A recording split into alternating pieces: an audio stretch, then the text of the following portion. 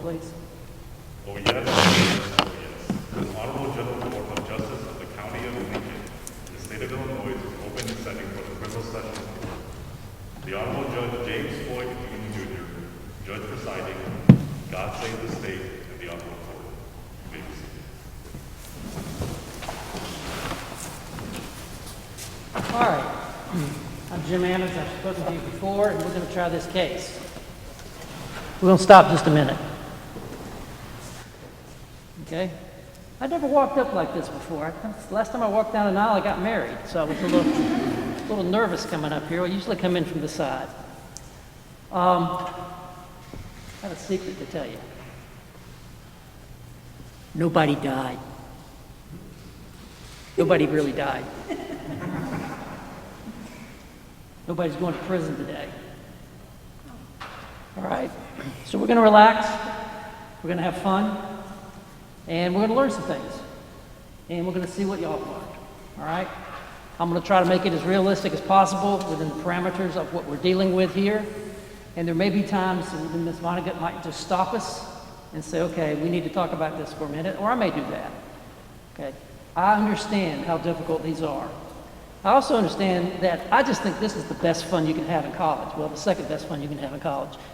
And I would love doing this. And I also understand that some of y'all don't love doing this. But this will tell you a lot about yourselves. So we'll get started now.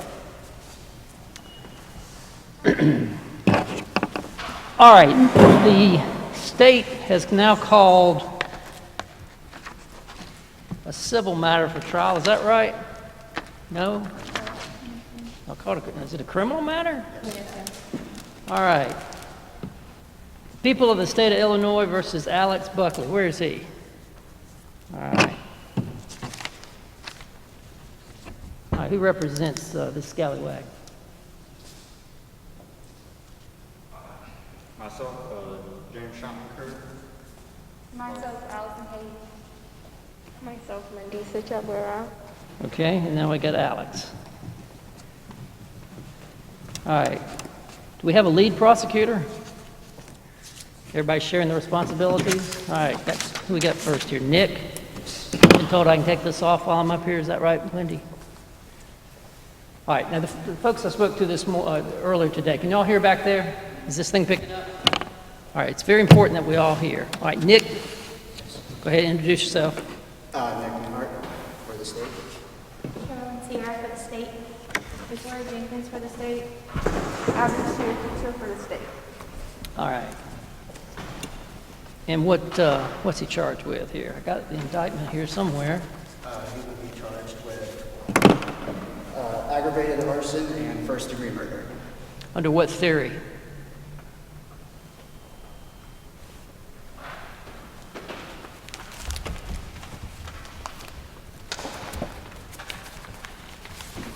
Anybody read the indictment?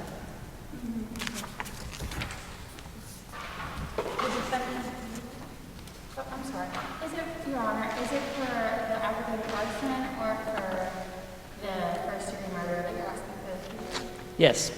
Under what theory are you trying? Take your mask down. We can't hear you. And it's okay for you guys and witnesses when you go up here, pull your mask down. Okay? I'm sorry, sir. Under what theory are you trying the defendant on first-degree murder? Oh.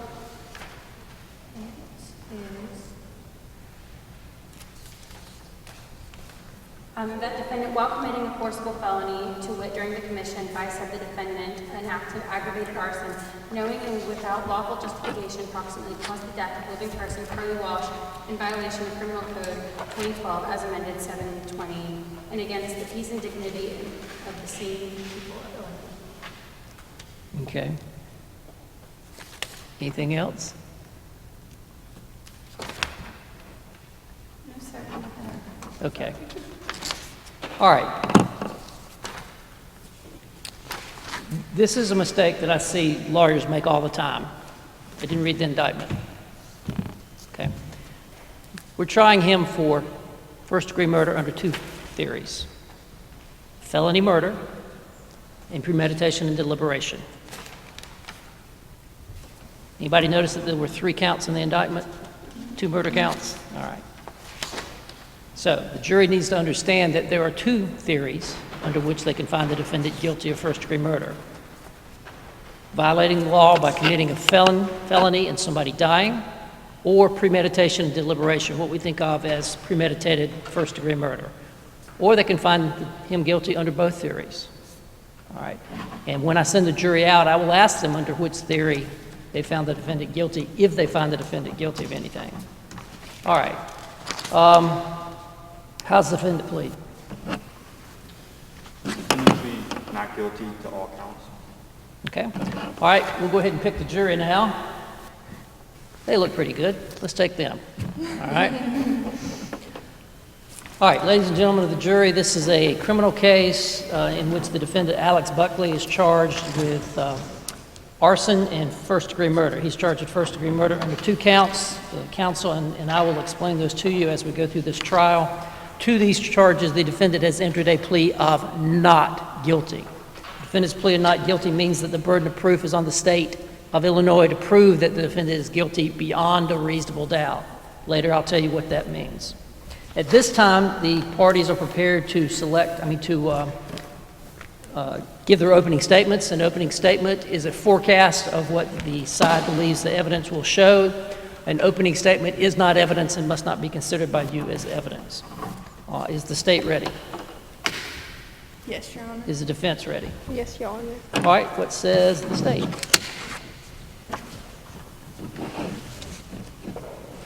Your Honor, ladies and gentlemen of the jury, we are here today for this victim, Carly Walsh. She was the shining star at Prairie Lake Prep Academy. Her life was cut short by the defendant over jealousy. She had been up for the Williamson Scholarship. She was a bright student.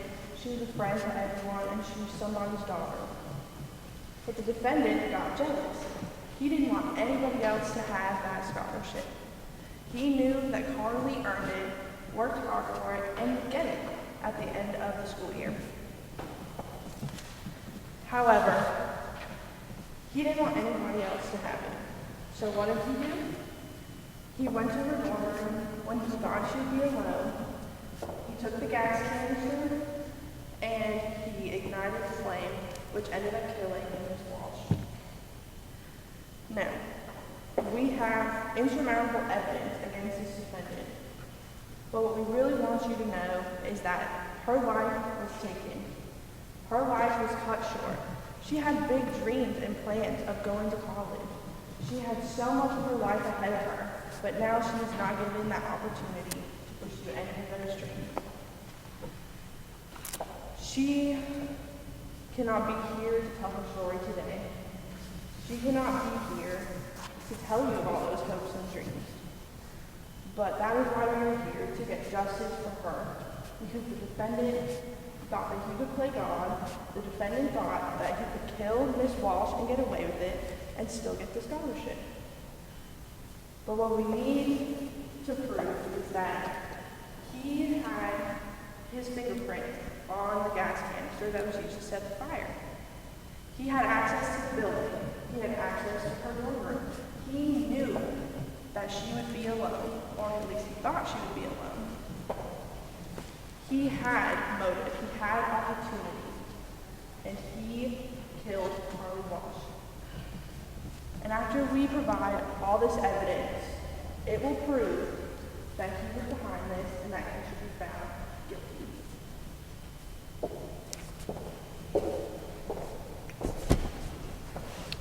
Thank you. Will the defense give their opening statement now or at the beginning of their evidence? I will give it now. All right, you may do so.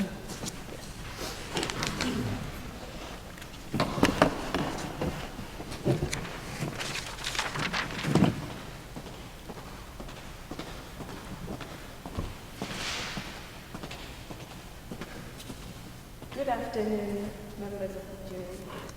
Today, I present to you the case of our client, Alex Buckley.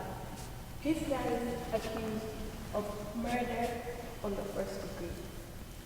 Alex Buckley is a remarkable student, and he has accomplished a lot in his life.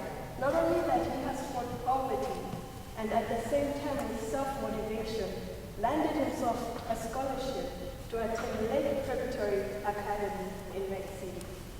Our client today, not only is he top of his class, he is an outstanding tutor who works his best to give back to his community. Today, our client is seeing unforeseen circumstances that could lead him to a life of uncertainty and suffering at the end of his trial. So members of the jury, this case is of a mistaken. Our client faces life in jail based on the prosecution's witness, Dakota Pope, coming in to testify that she saw our client flee the scene at the dormitory 312 when the event happened.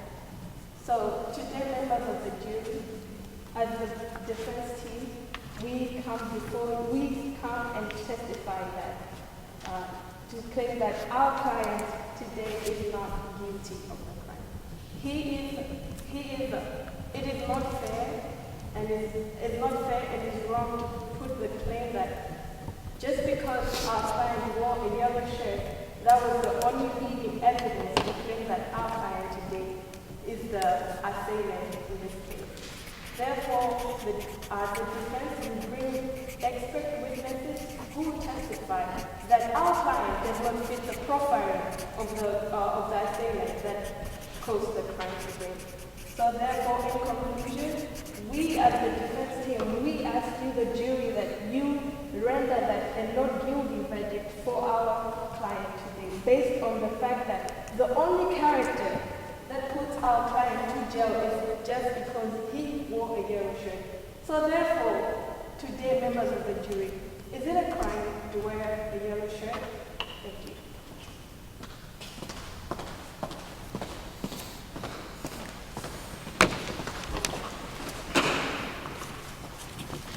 All right, may I call your first witness?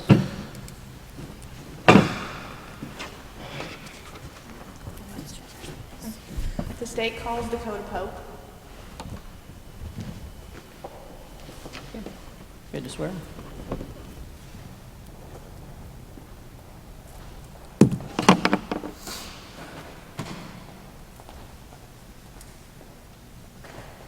Raise your right hand.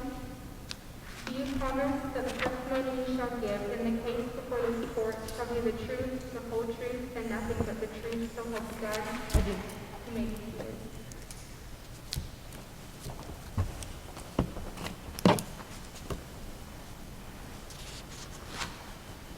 All right, you may proceed. Please state your name for the court. Dakota Pope. And what is your status at Prairie Lake Prep Academy? I just graduated this summer. And what was your relationship to the victim? She was my best friend. We've known each other since kindergarten and since elementary. So she was really like my sister. Can you describe for the court how the defendant knew Miss Walsh? Yes. They were classmates in AP courses. They were both candidates for Williamson Scholarship. They were actually the top candidates, so they became competitors. Would you say that as this competition grew, the defendant got jealous of her? Absolutely. And as the school year progressed, what was the defendant's behavior towards Miss Walsh like? Increasingly more aggressive. It started out that they were more acquaintances and friendly competitors, but as time went on and it looked like Carly was going to win, he became different, scary, very intimidating. Objection. Opinion, please. What do you say?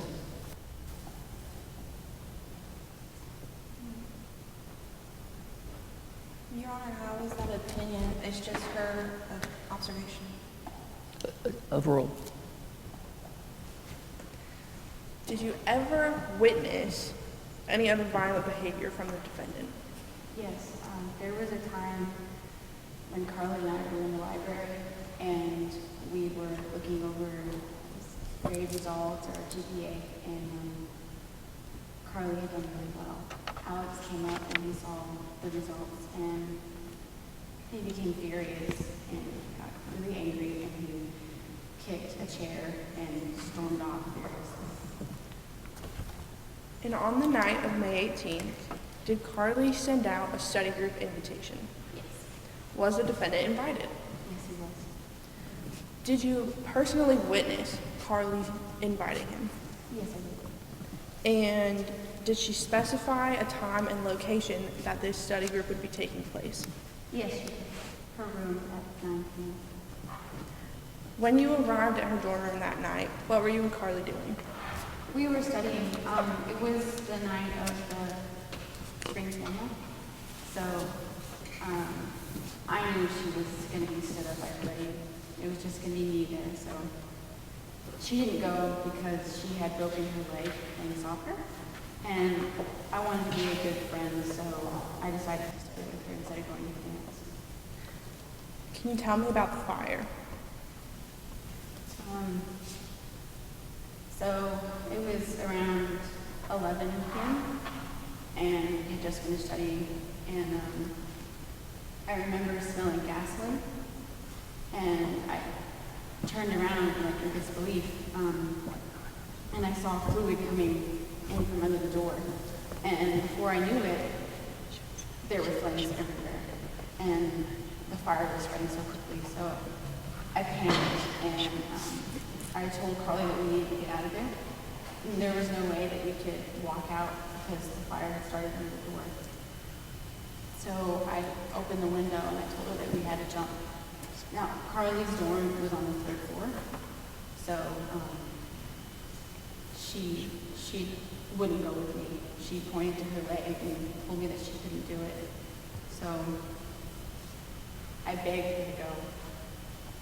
I begged her, but she just gave me her phone and she told me to go and to call for help. So I did. I jumped out of the window. Why did you agree to leave without her? It's the only way I could save her. And after you jumped, what happened? After that, like I said, it was from the 3rd floor, so I felt pretty hard. And I was terrified, so I called for help. And I saw someone walking away from the dorm, so I called out to them. And instead of helping, they looked startled, and they continued walking away, but they stumbled, and they dropped a gas can, a bright red plastic gas can. And what did you notice about this person?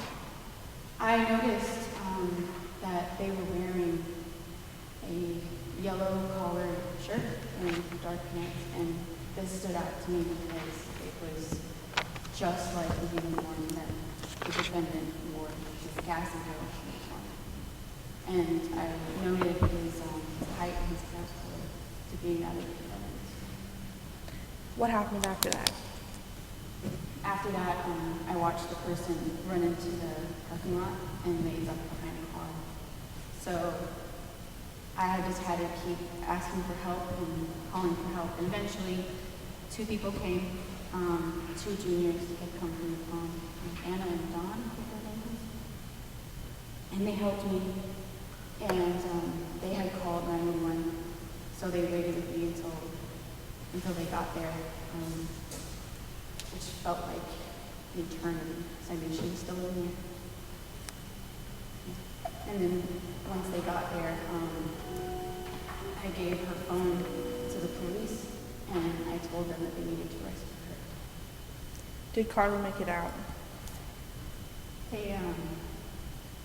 They brought her out on a gurney, and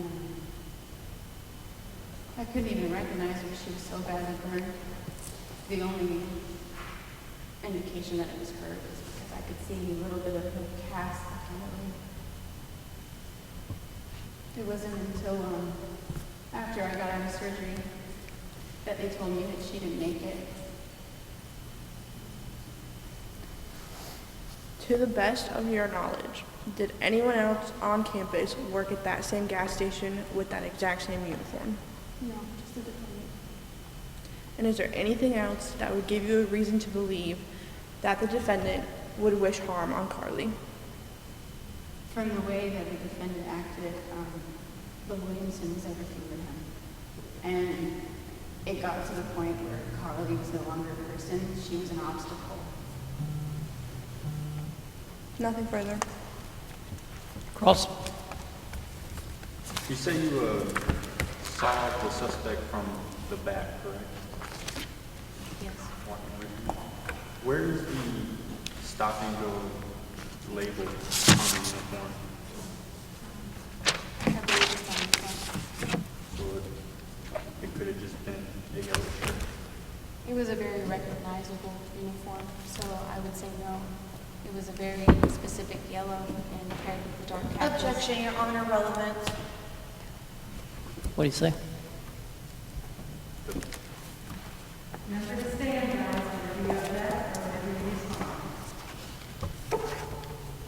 Relevant is due to it being a yellow shirt, just a yellow shirt. It's all from the back, labels on the front. Okay, overrule. Do you remember the question? I'm sorry, Do you remember the question? could you repeat it, please? So it could have just been a yellow shirt. I don't think that's likely, no. Did you ever fear for Carly's safety? All the time, From who? from the defendant. Do you know of Todd Larkin? Yes, I do. What do you know of Carly's relationship with Todd Larkin? Objection, relevance.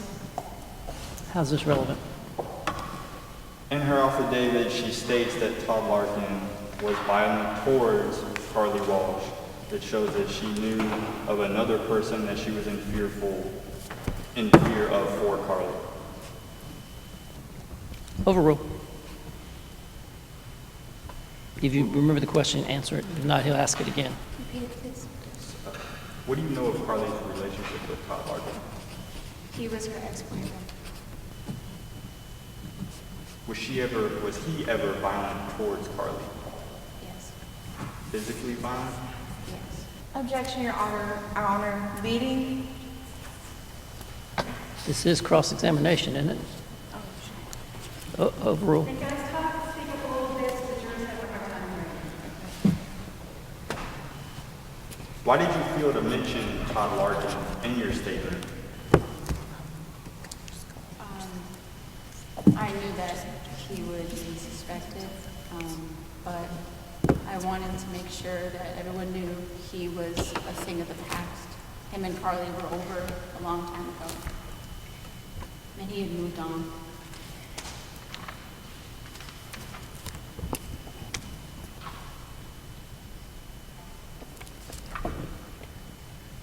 So on that evening, you said you jumped out of the third story, correct? That's correct. After being in a room that was on fire. Would you describe the events of that evening as an extremely stressful environment? Yes.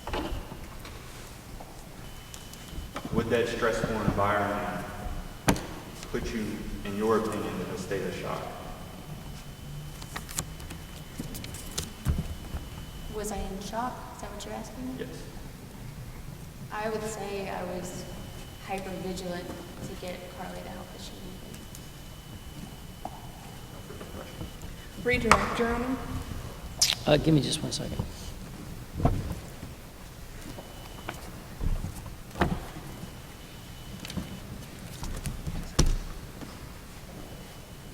All right, you may proceed. Had you heard or seen Todd since he graduated a year earlier from Prairie Lake? No, Nothing further. Anything else?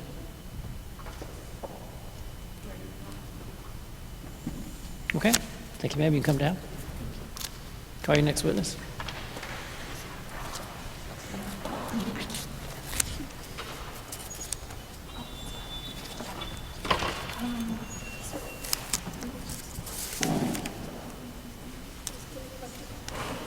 Your Honor, the state would like to call Hayden Rodriguez to the stand, please.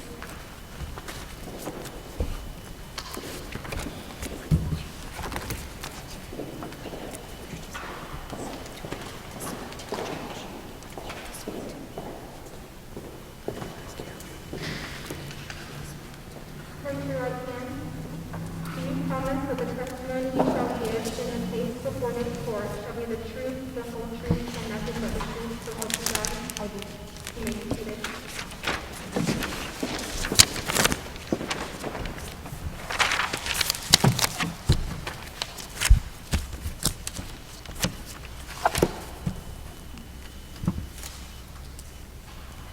Can you please state your name for the court? Hayden Rodriguez. And can you tell me your educational background, Ms. Rodriguez? Yes. I graduated with my bachelor's degree in psychology from Utopia University in 2004, and then later received my master's degree in school counseling in 2007. And can you tell me your occupation?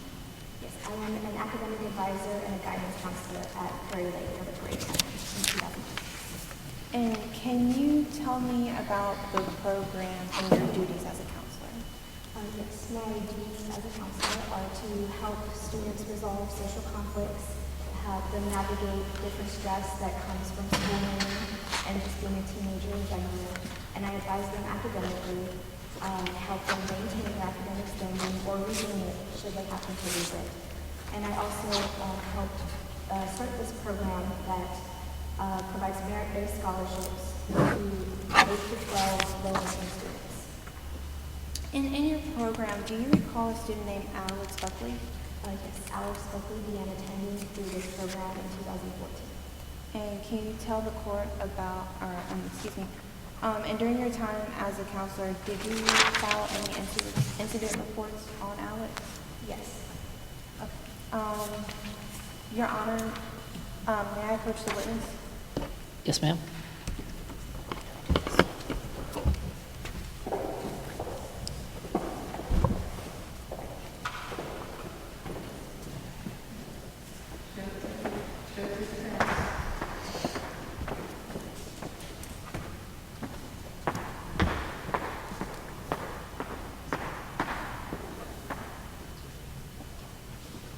You speak up just a little bit, please.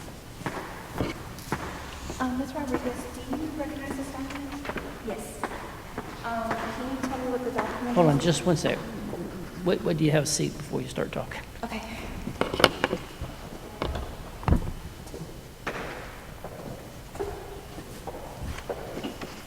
Okay. Do you know this document, Ms. Rodriguez? Yes. And can you tell me what this document is? This is the incident report for Alex Buckley in 2015, his freshman year. And has anything been modified or changed on the document? No. And will this help you with your testimony today? Yes, it will. So, and like you stated, can you tell me what you stated in this report? Yes. There's a description of the incident of Alex in the Science Olympiad competition. He punched and then kicked the project from a student who placed above him. Because he placed below the student, he was not allowed to move forward. And when the project was destroyed of this other student, he was able to move and advance forward. The teacher there advised me that Alex should be expelled or punished. And I decided that because of this incident, I should leave the meeting to discuss anger management and different coping strategies. And in your report, it did catch on fire, as you stated, correct? Yes, it fell over, started to smoke, and eventually caught fire. And so after you filed the report, what were the next steps for the student? We decided to meet once a week for the rest of the semester to discuss anger management. Did you start to see him as soon as possible? Yes. And how many times a week was Alex supposed to be counseled? Once a week. From what your professional observation, what made you, what was your professional observation you made when beginning counseling with him? Well, I did believe he had some anger management. Objection. What's your objection? She's not an expert witness opinion. What's your Your answer? Honor, it's her observation. She was his counselor. Overruled. May I answer the question? I did have some concerns about anger management. I know sometimes it is stress-induced because being a teenagers a stressful time, so I decided to want to talk to him about these concerns. And over time, I did feel he made progress, so I signed off that he was going to no longer be with me for this particular purpose, and that he may continue. And you also counseled him for his academics, correct? Yes, I did. Can you tell the court about your counseling for his academic side? Yes, Alex is a very promising student. He was very ambitious, and in his sophomore year, it was very obvious to me that he was a big contender for the Williamson Scholarship, which is our only full ride scholarship that we provide and is given to the valedictorian. When informed, I did inform him of this, and he, as a low-income student, was obviously very excited about this. It was a big opportunity for any student, he's much shorter than Alex. He would come by my office very often just to make sure that he was still at the top of his class. He was very serious about his standing when it came to this scholarship, maybe a little bit obsessive sometimes. Objection. What's the objection? Opinion based about talking about obsession. It's Your Honor, it's her opinion as she was observing him and also his counselor again. Okay, overruled. He came by my office very often, asking if he was still on top, how his grades were doing, and if anyone was beating him out for the Williamson. Your Honor, I motion this into evidence, or I would like to motion this into evidence as State Exhibit 1, and I would like to publish it to the jury. What is it? The student incident report. Okay, I'll have a copy of it.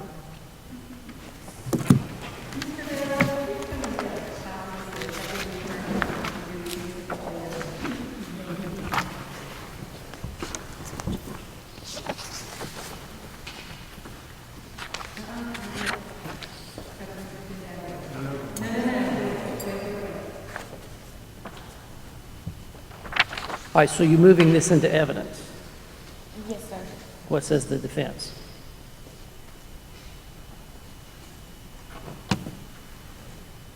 Y'all have a copy of this, right? yes, Y'all anticipated this, right? Y'all discussed this, right? yes, we did.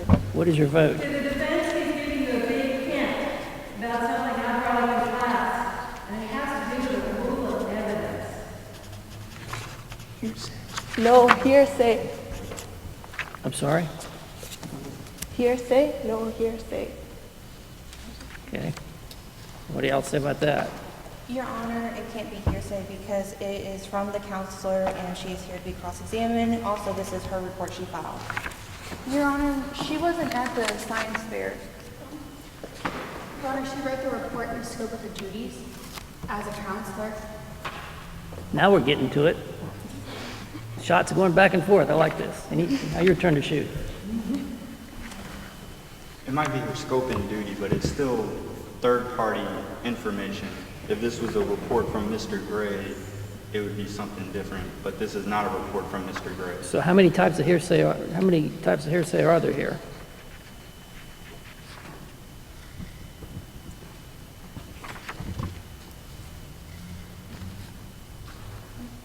Almost the whole thing. She wasn't there. Okay. Let's just let it all hang out. I'll let it in.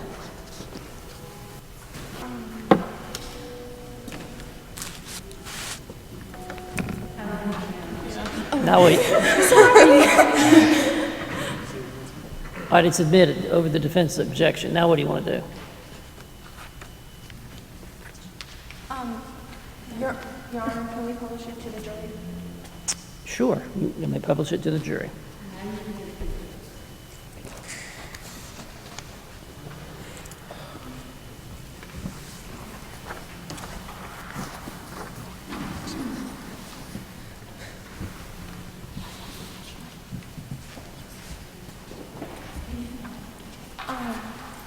Ms. Rodriguez, and why did you give Alex more personal attention rather than just the academic side in his counseling? Oh, well, as a guidance counselor, as I previously stated. If you can keep your voice up, please. As a guidance counselor, as I previously stated, I also look out to help students solve social conflicts and navigate stress. And I believe that he was under a lot of stress, which led to this incident, as well as a later incident where I saw him with a brace from where he had punched a wall. Objection, Your Honor. Speculation. What do y'all say to that? Your Honor, she saw that it was her observation when he was in contact with her and her. So is your argument that she's speculating about what she saw? No, argument is her opinion. Your Honor, her argument about her opinion based on the fact that she's claiming that her client punched the wall. Okay, overruled. You may continue. And when you started seeing Alex, did you have emails back and forth to discuss meetings or what the student may be going through as an advisor? Yes, I did. Your Honor, may I approach the witness? Yes, ma'am. I tell you what, if you got something to give her, why don't you let the bailiff do it? Okay.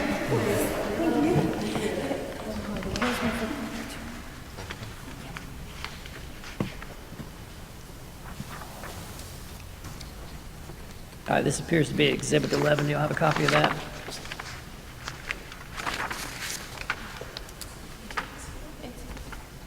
Yes, Your Honor. Oh, that one's supposed to go to the judge and that one for her.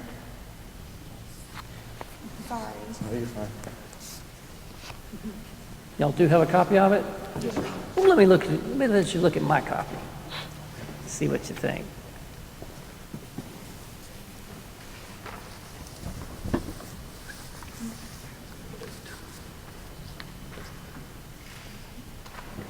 Objection. Is this Exhibit 11 or Exhibit 2? It's how it's labeled as our exhibit, so we presented one and then that'll be exhibit 2. Okay, any other objection to it?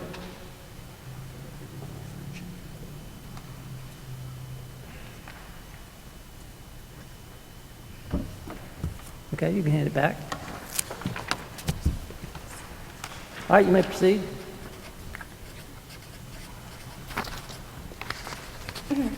And Ms. Rodriguez, do you recognize this document?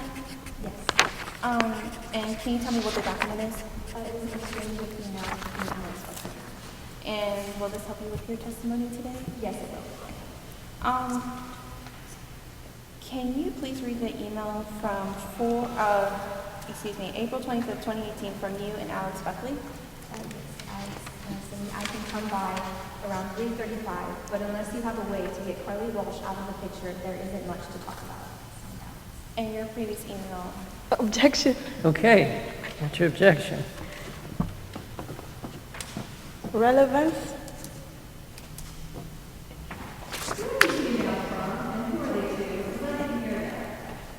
Has this been admitted into evidence? No. Okay.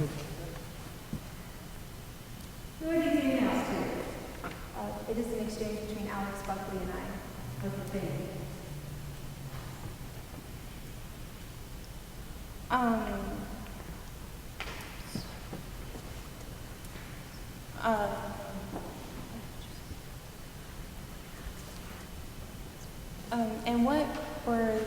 And what did Alex Buckley tell you in these emails? What was the communication between you two? I tried to schedule meetings with... Objection. Sustain.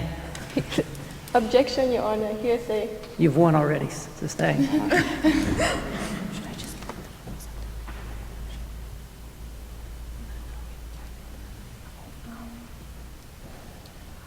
Were you sending these emails to set up appointments and just to check in with Alex Buckley? Yes. Did he say anything that concerned you? Yes. Objection, Your Sustain. Honor.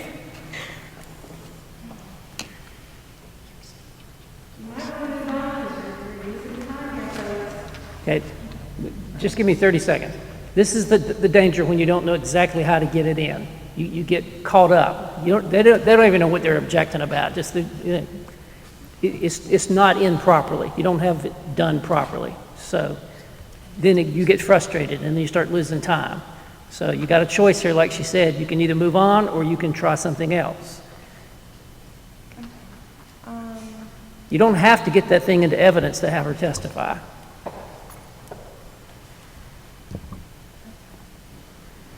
Did you ever receive any emails from Alex Buckley? Yes. In any of those emails, did Alex Buckley ever give you the impression that he was upset with Carl? Yes. Did he use any specific wording in those emails? Yes, he mentioned getting Carly Walsh out the way, as well as help after he emailed me on May 17th, saying that after that weekend, Carly Walsh wouldn't matter to him anymore. That he spent too much time that year letting Carly get the best of him, when he really just needed to take matters into his hands that whole time. Thank you. Madam Clerk, note that the young lady, the redhead lady in the third row, gets an A. All right, why don't we move on to something else while you got her?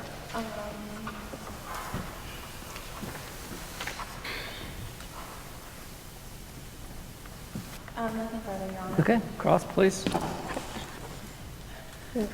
Why did you approve Alex for the school in the first place?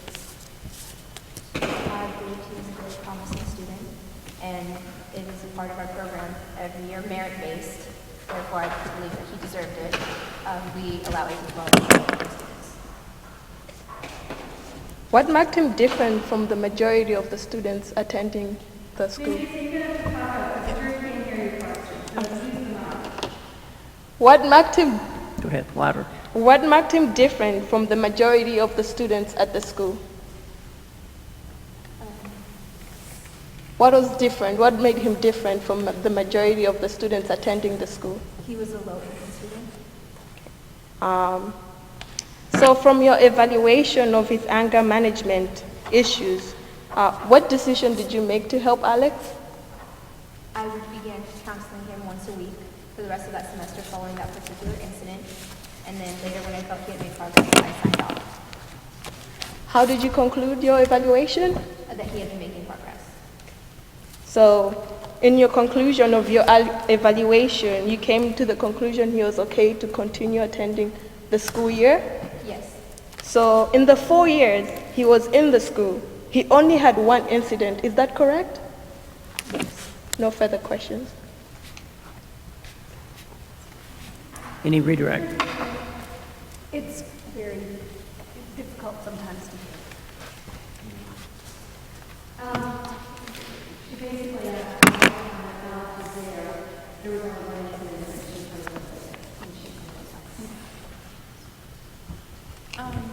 Your Honor, can I read that? Sure. Ms. Rodriguez, Alex Buckley only had one violent incident, correct? He didn't have any his senior year, correct? Correct. No further questions.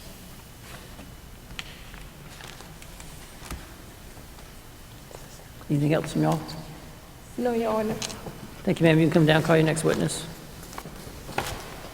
Your Honor, the state would like to call Nicholas Murray to the stand.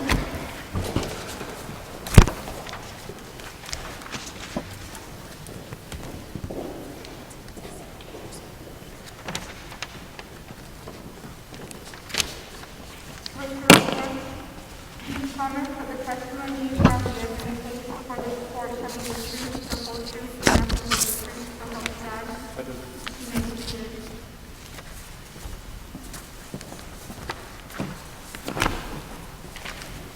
Can you please state your name for the court? My name is Nicholas Murray. And, Mr. Murray, what is your current occupation? I'm a police officer at Lake City Police Department. And where did you receive your education? I went to Methodist University, graduated with a Bachelor of Science degree in Criminal Justice, and upon graduation, completed North Carolina Basic Law Enforcement Training. I'm sorry, completed what? North Carolina Basic Law Enforcement Training. And how long have you been an officer in the police department? I started in August 2016, so it's been a little under 2 years. And did you respond to a call at Prairie Lake Preparatory Academy on May 18th, 2018? Yes, I did. And what type of call was this? It was a call for a fire on the academy. And about what time did you respond to this call on the night? 11:01 p.m. And when you arrived on the scene, did you speak with the fire chief? Yes, I did. And were you able to determine the motive of the crime? Yes, the fire chief told me that him and the firefighters there, they were dealing with. Objection, Your Honor, hearsay. Y'all want to adopt that? He's testifying to something the fire chief told us, and is the fire chief here testifying? Y'all have turned into the jury. Y'all are watching him very intently. You have to remember. Okay. That objection is sustained.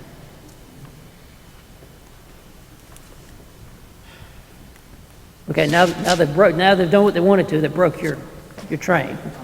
Pick it back up. So did you conduct a police report on the night? Yes, I did. Would it help you to have this in front of you today? Yes, it would. Your Honor, may I approach the witness? Why don't you give it to the bailiff?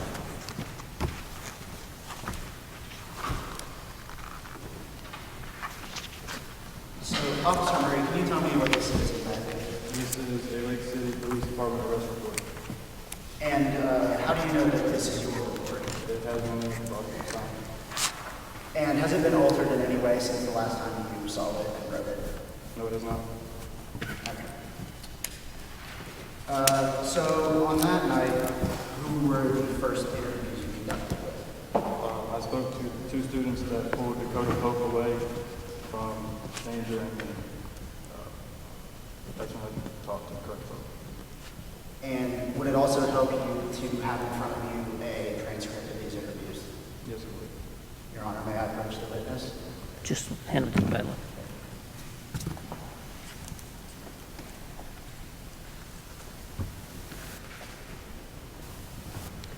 And did you conduct an interview with Dakota Pope that night?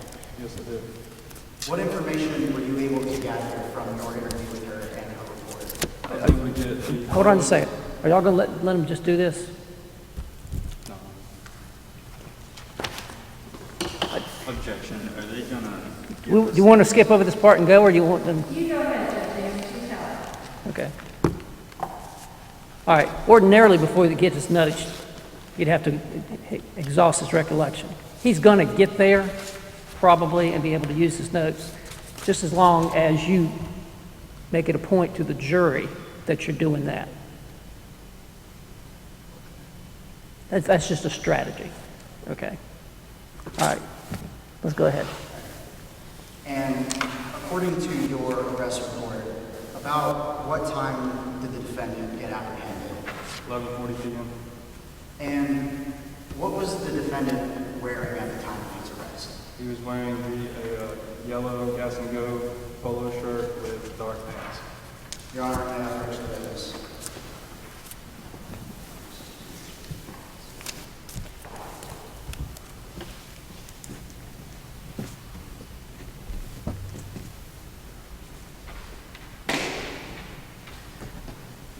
And can you tell me what this is right here? This is the Gas and Go shirt and pants I just mentioned. And, let's see. And, Your Honor, I would like to enter this into evidence and publish a copy to the jury. And if that would show you. Any objection? What number is that one? States of the victory. Okay.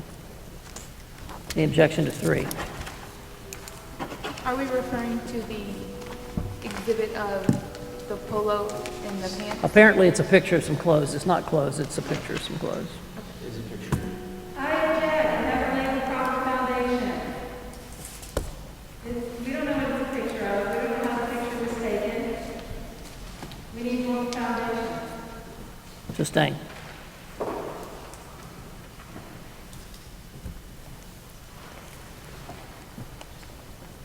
And when you apprehended the defendant, what exactly was he wearing?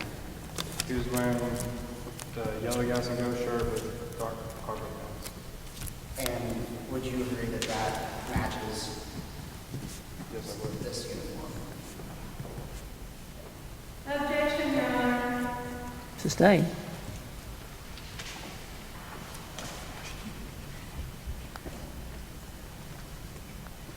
Oscar, have you ever seen the Gas and Go uniform before? When I get you apprehended the defendant, you should have said, yes, I've seen it many times. I thought you were asking, have I seen it before the night? No, have you ever seen it? Yes, ma'am. So you know what the gas and go shirt looks like. Yes, ma'am. And the night that you apprehended the defendant, what was he wearing? He's wearing the gas and go uniform. And is that gas and go shirt identical to the one that we have in front of you, the picture of? Yes, ma'am. Is it identical to the one that the defendant was wearing on the night that you arrested him? Yes, ma'am. Thank you. Now you want to move it in? Yes, I'd like to. Allow that. It's exhibit number 3. Publish a copy number 3. Sure. Mr. Bailiff? This is for the defense. Yes, that one's for the defense and the.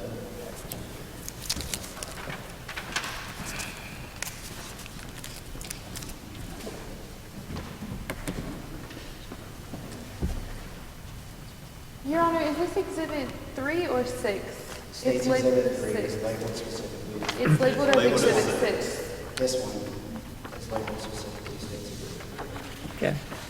All right, that's a point. You need to make sure that the copies of the ones you're giving to the jury, copies of the ones you give to the witness, the ones you give to them are exactly the same as the one you gave to the court.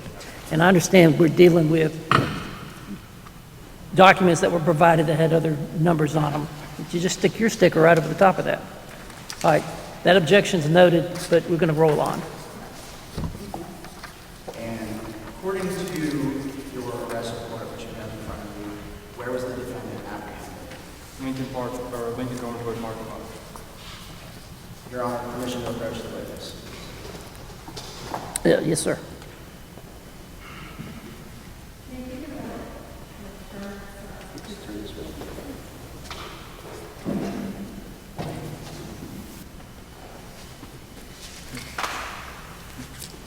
Who's going to cross this witness? All right, then you can move around so that you can see. Because you guys can see.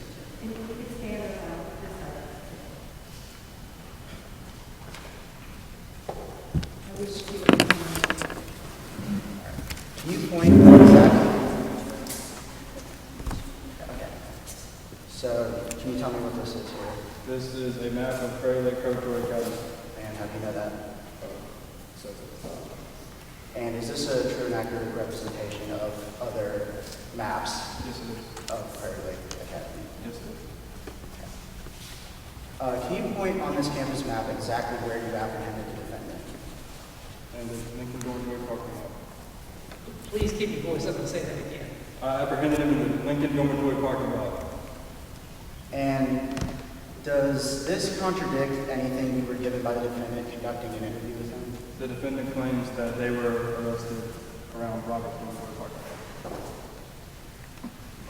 lot. Was there any other evidence collected when you apprehended the defendant in this parking lot? Also, in the same parking lot, Lincoln Dormitory parking lot, there was a red gas canister found. Your Honor, permission to approach the witness. Yes, sir.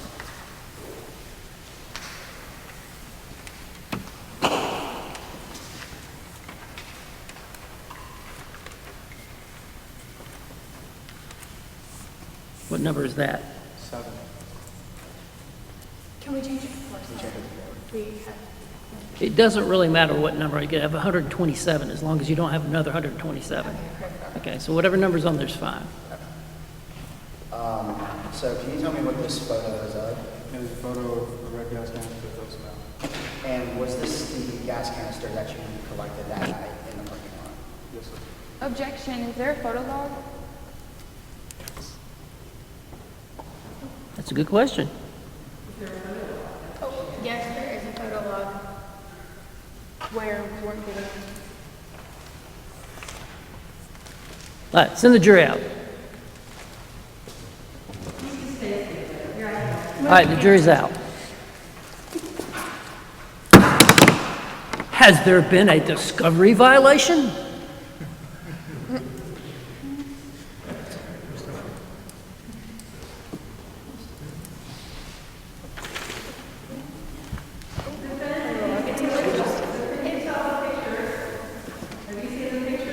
Yes. Have you seen the photo log? No. You have not seen the photo log of the pictures that were taken of the Wait, we've seen the photos, but we just got them yesterday. But no photo logs.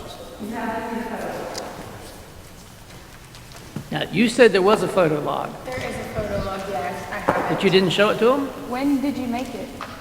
Well, it was sent with the pictures, I was pretty sure. No, it wasn't.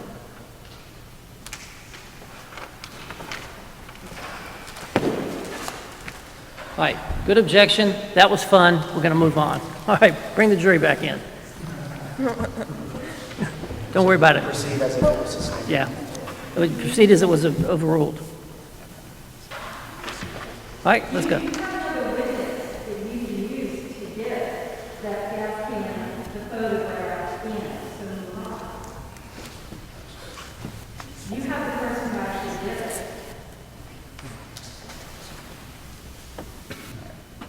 And when you were conducting interviews, did you conduct an interview with the owner of the store where the defendant was employed? Keep your voice up. And according to this interview, about what time did the defendant leave for? 10:40 p.m. Are you aware of a receipt purchased on the night of the crime at this gas station? Yes, I am. Your Honor, I wish to approach the witness also. Okay?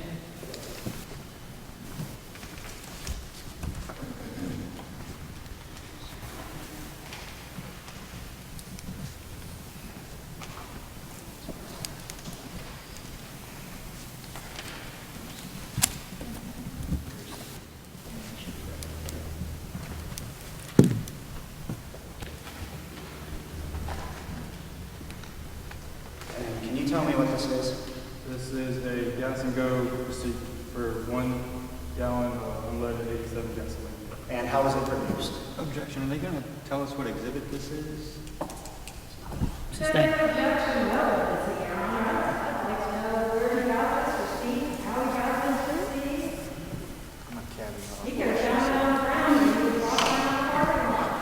building and foundation board. Sustain.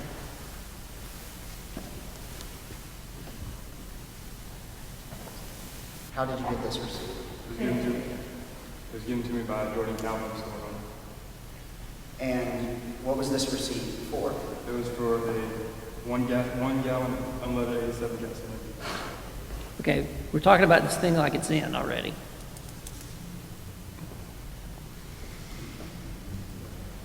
Your Honor, I would like to move this into evidence as stated. exhibit What number is it? Number 8. It's number 8. Yes.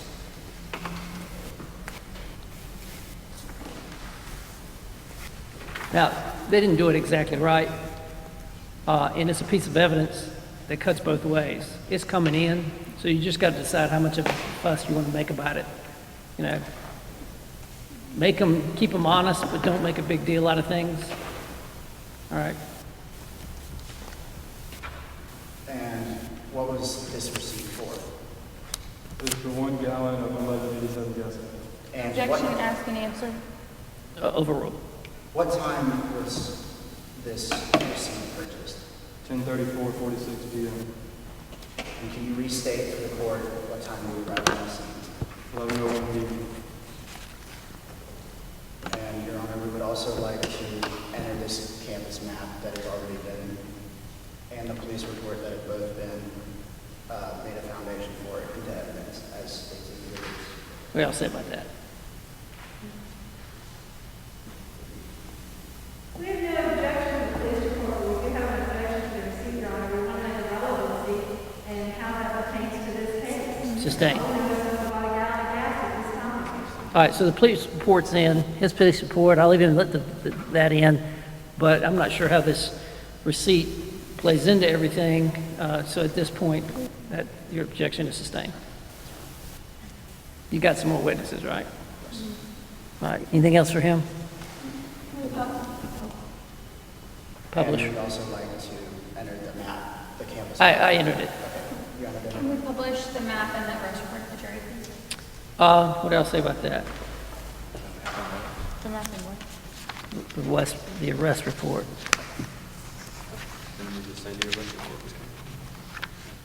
I let it in basically to refresh his recollection. There's a lot of stuff in there. Your Honor, actually, so the first half of the police report is simply just saying what happened when he was arrested.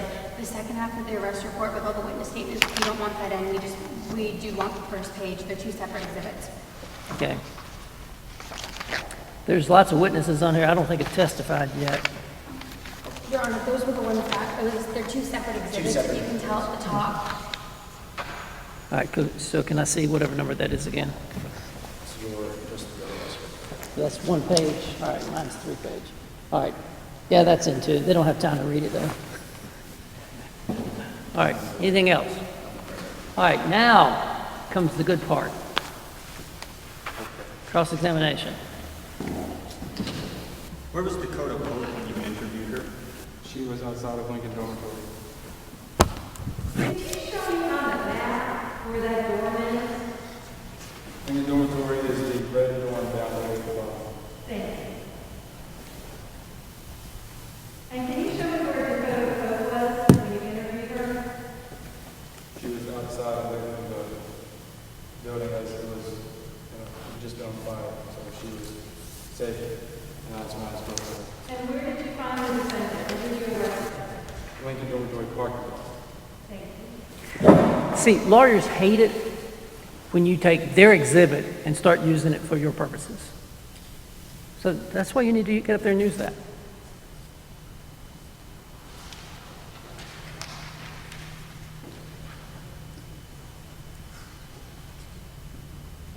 Any more questions?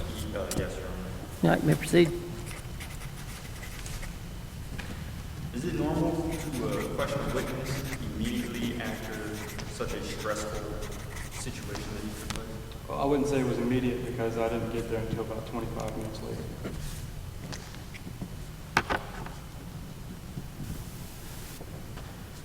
What interview techniques did you use? I just spoke to her because I knew she was under duress. So I spoke to her as the way you and I are speaking now. Just calm, not very interrogative, but more trying to build rapport. When you arrested Alex Buckley, what was his demeanor? He seemed shaken up. Was he sweaty? I wouldn't say he was necessarily sweaty, no. Did he smell like smoke? Objection, relevance. Let me handle this one. What could be more relevant? Overrule. Answer the question. Yes. If he smelled like smoke, why did you not make a note of that in your arrest report then? I didn't seem that this was relevant. You didn't seem that it was relevant that the main suspect that smelled like smoke in an arson case would be mentioned of smelling like smoke in our arrest report. He does work at a gas station, so. Gas and smoke are two different things. But there is also lighters at gas stations, there's fumes and everything else. We're riding now. Keep going. Come on. You got him on the ropes. Come on. So, in your opinion, gas and smoke smell the same? That's not what I said. I said there was things at gas stations that could also smell like smoke. Objection asked and answered. Just overrule. Overrule. So you were investigating the fire. The fire was a guard officer, am I correct? Can you please repeat that? So the fire, by the time you found the defendant, stand up now here. I'm having a hard time here. So the fire was right here, right? Right here. And you had already interviewed Dakota Pope after the fire, right? How long after you interviewed Dakota Pope did you find the defendant? It was about 30 minutes. 30 minutes. And you found him in this parking lot. Yes, ma'am. So when you found him, you already knew there had been a fire in this, but yet you didn't put in your report that he smelled of gas and he smelled of smoke. You didn't find that relevant? Yes or no? No. Okay. And you found him here in this parking lot. Did you find a gas can with him? Not with him. It was in the parking lot. Oh, it was in the parking lot, but not with him. No. So you found a gas can in a parking lot with a defendant that doesn't smell like smoke and doesn't smell like gas. Thank you. No further questions, Your Honor. Anything else? Yeah, I have a couple more. When did you become aware of Exhibit 9? What's Exhibit 9? Permission. What's Exhibit 9? Or, sorry, Defense Exhibit 1. He's probably not Exhibit aware, 9. he's probably not aware defense is a good one. And the numbers that are being changed. Well, you haven't introduced any evidence. He's probably not aware of your evidence. What is that? Is that the text messages? You got somebody else to get that in for you? What are you going to ask him before you ask him about those messages? Were you aware of any messages between Carly Walsh and Todd Larkin? Are you referring to the messages found on Carly's phone? Okay. Yes. Now, that's this is something you want to get into. So go. I mean, you've hammered him through her about his investigation. Now go. Where you going now? Go. Okay. Were you permission to approach? Sure. What are you going to ask him before that? Did you see any other evidence that night? Yes, I did. What did you see? I was given Carly Walsh's phone by Dakota Pope. And were there any messages on her phone? Yes. Now you go with the messages. Go tell the jury where they are. Now go with it. Now permission. Yeah.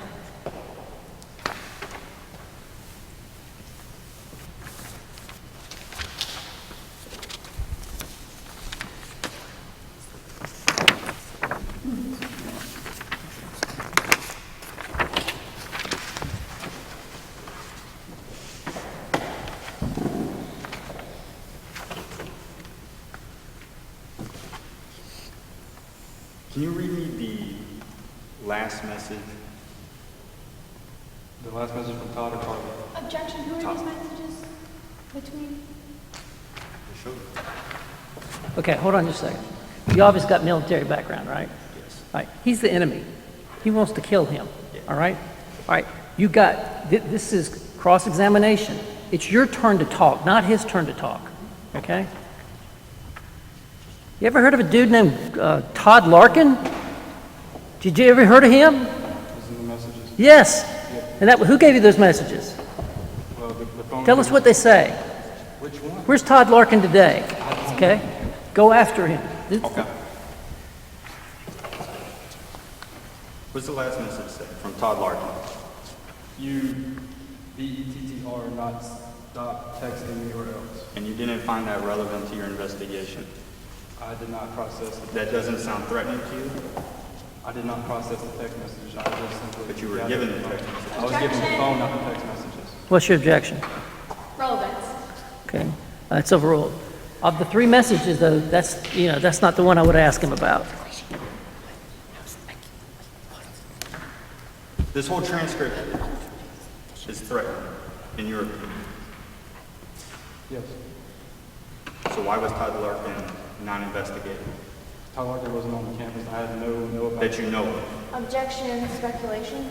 Overruled. Keep going. Does Alex have a record? A criminal record? And what did Alex have on How him? about Todd Larkin's? You got one? I can't speak on Todd Larkin's record. You didn't check Todd's record? Go on. What did Alex have on him at the time of the arrest? Nothing? He had a cell phone. So he had no matches, no lighter? Were there any cameras along Alex's route taken from the gas station to the campus? They're wherever they were down for because of the storm. The gas station cameras were down. I'm sorry, that's what I thought you were referring to. No. You're talking about On the route? whole route, No, sir. There was not. as in you checked to make sure there was none? Or I was not told of any. I'm so not. you didn't investigate if there was any cameras that could show a client holding a gas can walking to his school? See, this is not real. He's already starting to sweat. He's twisting in his seat. Keep going. Answer his question. I'm not sure what his question is, Your Honor. He said you didn't check any cameras along the route. Okay. No further questions? Your Honor, permission to redirect? Sure.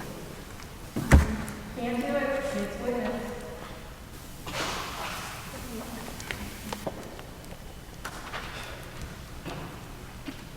So, with those text messages you were given, correct?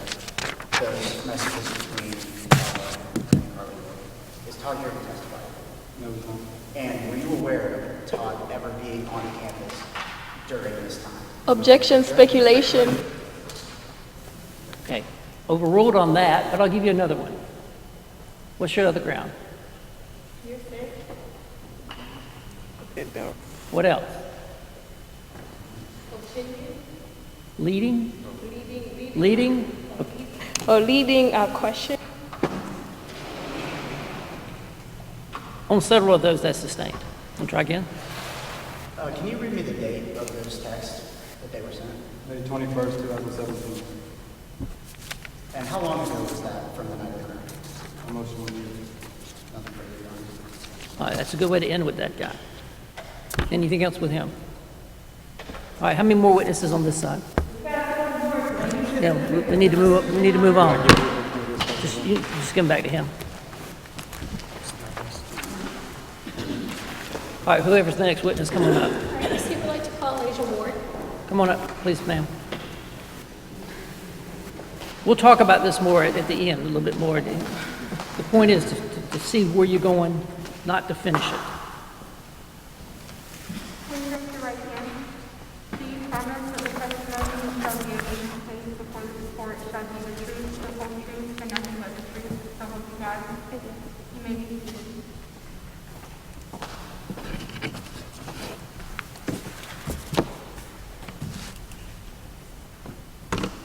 Could you please state your name for the court? Eligible. And what's your occupation?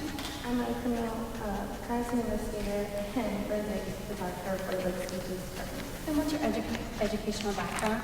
I went to Methodist University and I graduated with a bachelor's degree in forensic science and a bachelor's degree in business studies. How long have you been a forensic photographer? About 3 years. Did you take photographs of the crime scene in question? I did. Your Honor, I'm record to witness. You just hand it to him.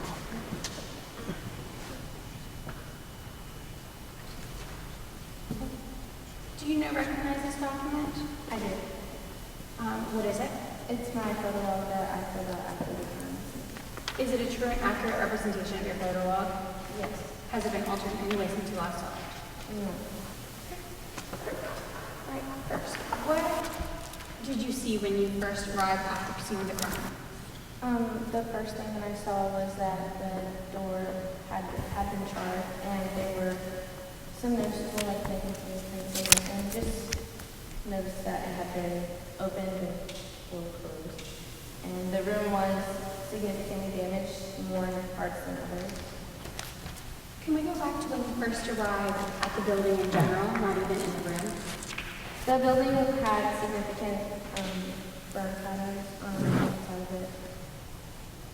Your Honor, permission to approach the witness? Sure. Does that first document have a number on it? It does not. It was just a photo log. It doesn't need a number. All right, we've already gone over the fact, did they give you that log? There's 2 separate photo logs. We have one, but not the other. Okay. We have the other with us if they want it.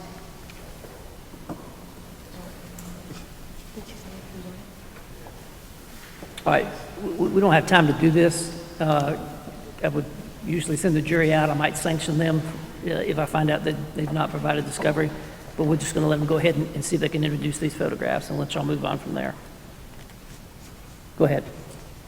Can you describe what you see in those photographs? It's the aerial view of the Lincoln Dormitory after the fire had been put out. Is that a true and accurate representation of what you saw when you arrived at the scene? Yes. Your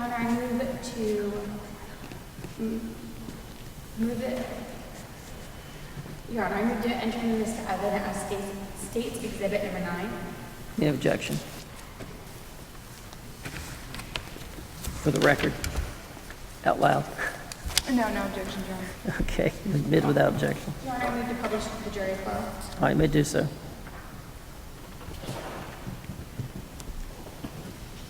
All right, now, was the body in the room when you began taking photographs?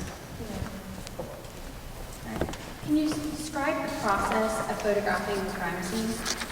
I walked into the dorm room and I started taking pictures just of the overall room itself, and I made sure to get all 4 walls. Then I proceeded to take mid-range photos of the damage that I could see and the lack of damage in some spots. And Did you pay, no, go ahead. did you pay special attention to anything specific when you were photographing the crime scene? There was an unusual birth pattern on the floor that I thought was important, and the actual fireprint pattern itself on the wall of the dorm room. Your Honor, may I approach the witness? Yes, ma'am.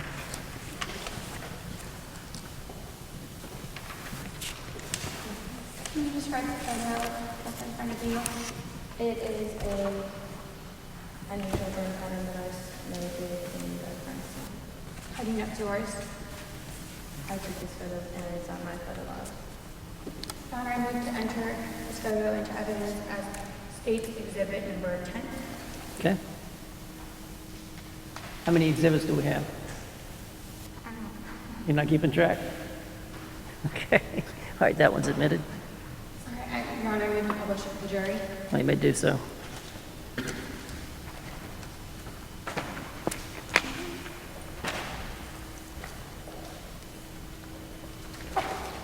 In an arson investigation, is it typical to photograph electrical outlets, etc.?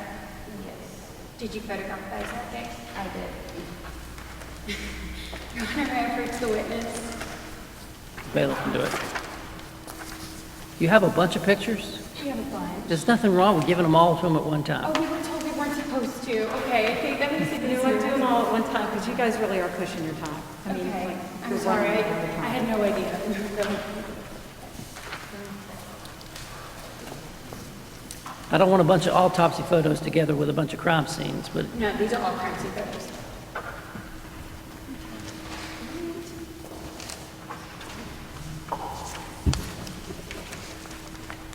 And then would these, Your Honor, I'm sorry, would these all be considered one exhibit? nope. All separate exhibits? Okay. All right, so these do you recognize these photos? Yes. How do you know they're yours? I took these pictures and they are all my photos. Can you just give a brief description of what these photos are showing? These are doubles. I mean, just the doubles are front and this leaf.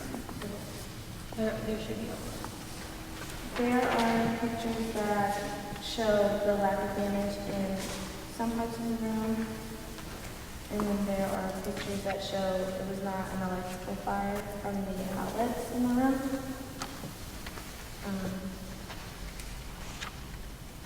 There are also pictures of the damage done to the electrical devices that were in her room. And that's about it. Oh, Your Honor, I move to submit this into evidence as State's Exhibits 11, 12, 13, and 14. Any objection? All right, no I move objection. to publish all of these to the jury. Try not to show them doubles.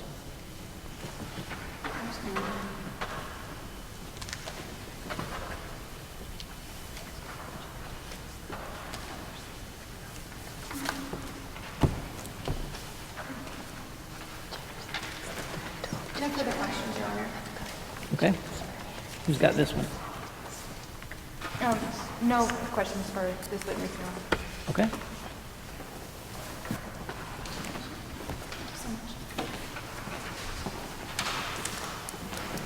That's a good strategy. All right, next witness. Yes, Your Honor, the State would like to call Jaquez Harrell to the stand.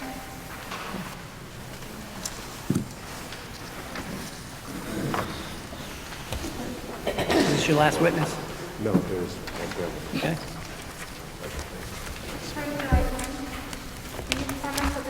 testimony you shall give in the case before this court shall be the truth, the whole truth, and nothing but the truth, so help you God? Yes, sir. Thank you, sir.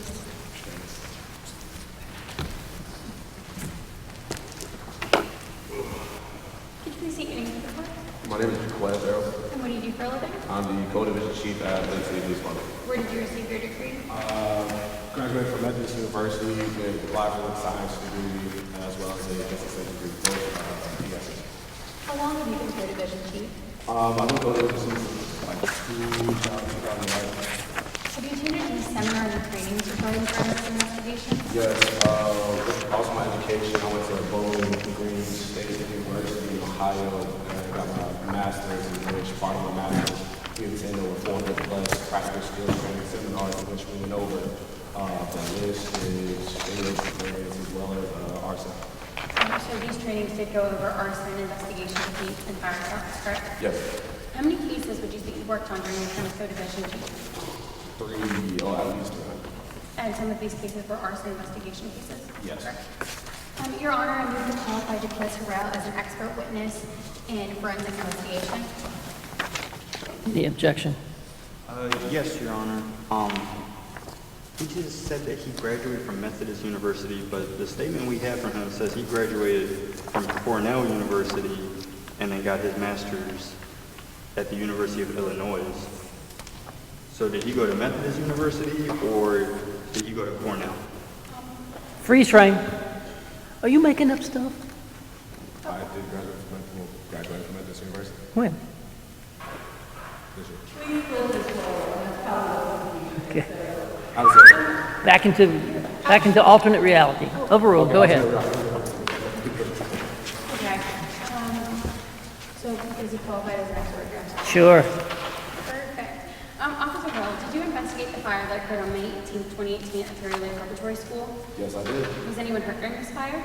You had Dakota Pope who fell out, jumped out the third story building of Lincoln Dormitory, as well as Carly Walsh. What did you see when you arrived at the scene of the crime? When I got there, I opened my door and I realized that it was kind of hot, and I took the jacket and gloves off because it was kind of hot. There's no need to do it. The building was kind of weather. And the police had already set up a perimeter, so those people can't go in, can't go out unless they're the actual authorities. Then from there, the fire department was already toward the end of digging out the scene because the fire in the third story building was right there on the roof. So there was a lot of debris. So the fire department was toward the end of digging out. So after they finished digging out, I went to the scene and started from the less charged portion of the building and then went toward the most charged portion of the building. Try and find the area of origin of where the fire started. Would seeing pictures of the crime scene help aid you in your testimony today? Yes. Your Honor, may I clear to witness? Yes, ma'am. Okay, so I just need to have states exhibits 11 through 14 that were just recently entered into evidence with Ms. Alicia Ward. Are these true and accurate representations of the scene of the crime as you saw it during the investigation? Yes. Can you go through these photographs and explain to the court what the photographs represent? Can. So, can I extend? Yes, no, maybe it's possible. What do you want him to do? Okay, cool. He's your witness. Tell him what to do. This picture right here is a picture. I assume they already have a picture. So this picture is the picture of the door and the carpet.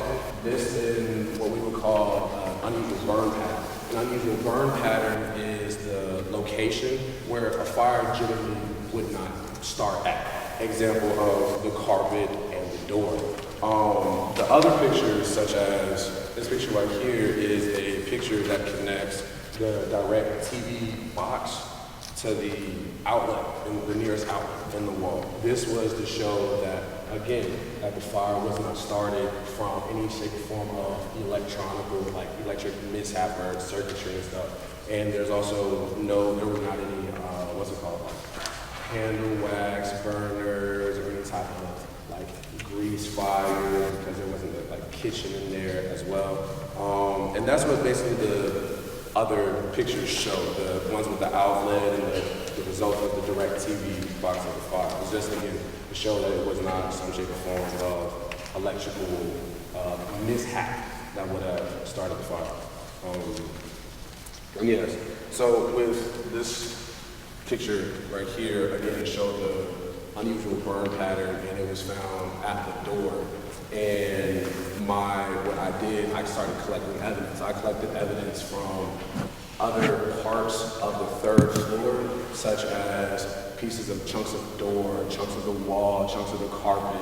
So I can attest call it a control group with the evidence that I found at the vicinity of 321. And while I was going through the door and the carpet, I just saw, and I knew it was Carly's because there was her name is Carly Walsh, and her already door tag had Carly just burnt off and just had last name Walsh.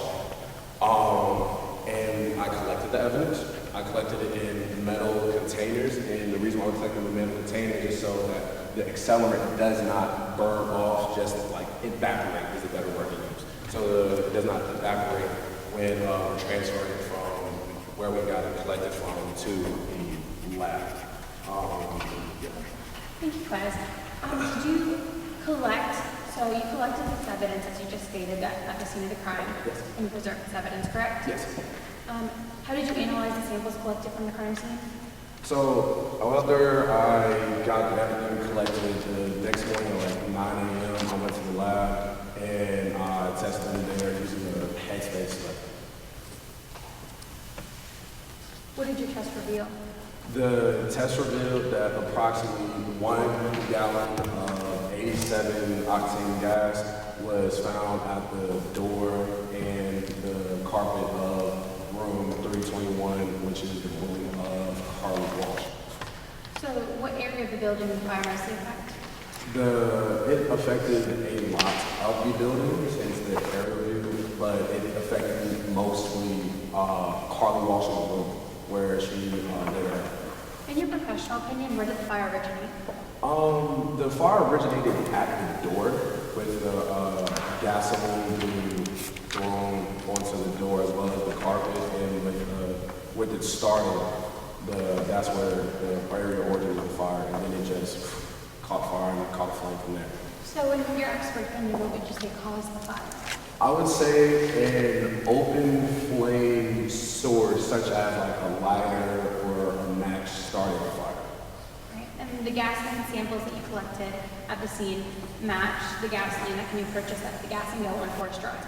The gasoline collected at the scene from the gas can at the scene, as well as the gas that was found from the lab, matched the gasoline from from the Gas and Go, as well as there's 3 other gas stations within the area, Exxon, Sheetz, and the Wawa.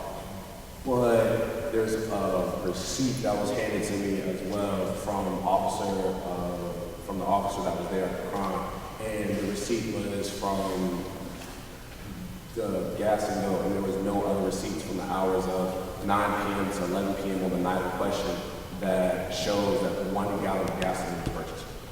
No further questions, Your Honor. Okay, your witness. So, for someone to have put gasoline all over the door and at the crime scene, wouldn't their clothes have to smell like gasoline as well? Not exactly.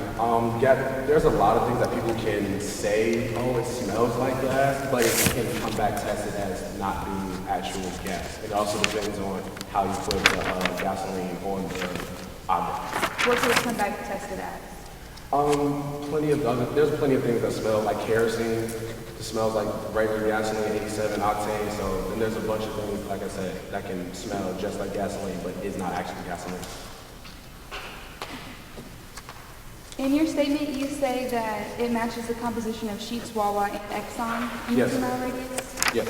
Okay, and you checked the receipts from those gas stations? Yes, I did. I checked the receipts from those from 9 p.m. to 11 p.m. from that night, and there was no type of receipts that showed any type of gasoline that was purchased in 1 gallon gas. Could someone have purchased the gasoline before 9 p.m.? Possibly, it is true, yes. So why were the records only checked from 9 to 11 Objection, p.m.? you can't speak to if they could have purchased it beforehand. Overruled.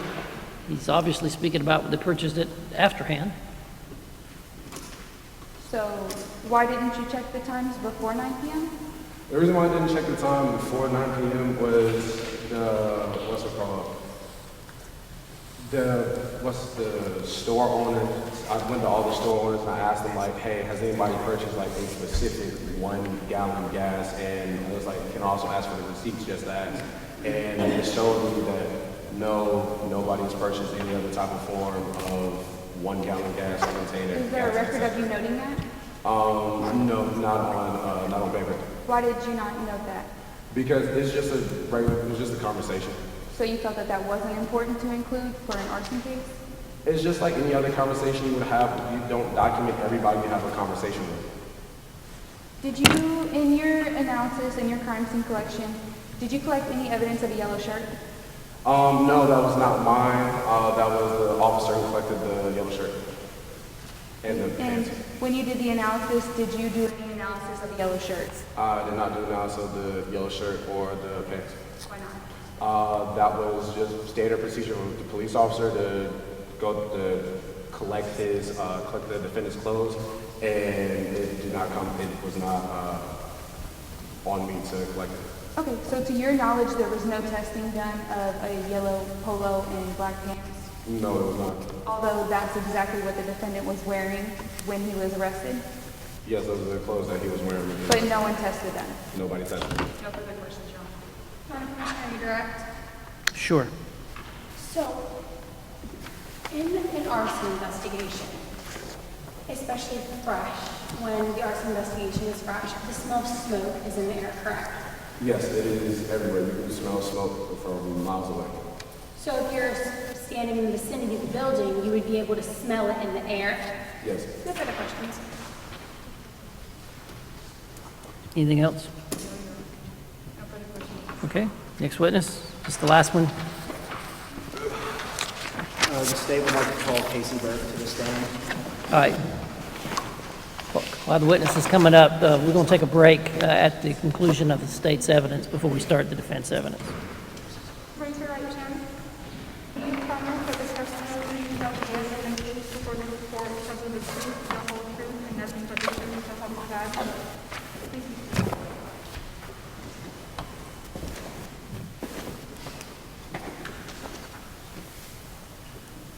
Can you please state your name for the court?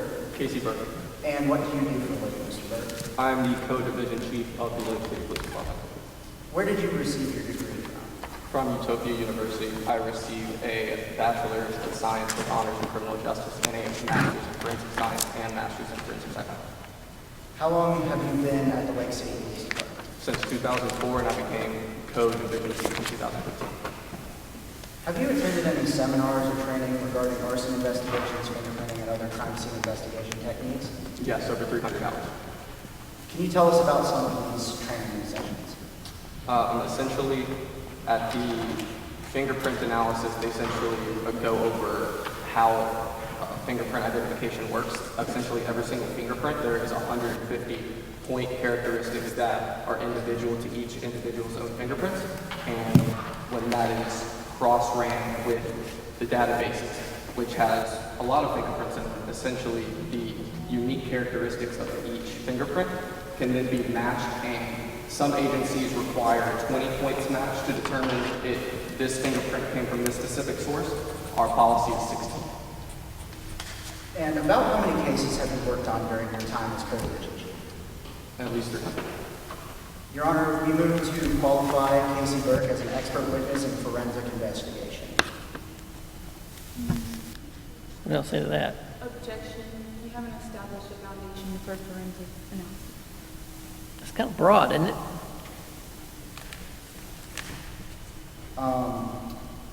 So, let's see. Can you tell us about your training in fingerprinting specifically?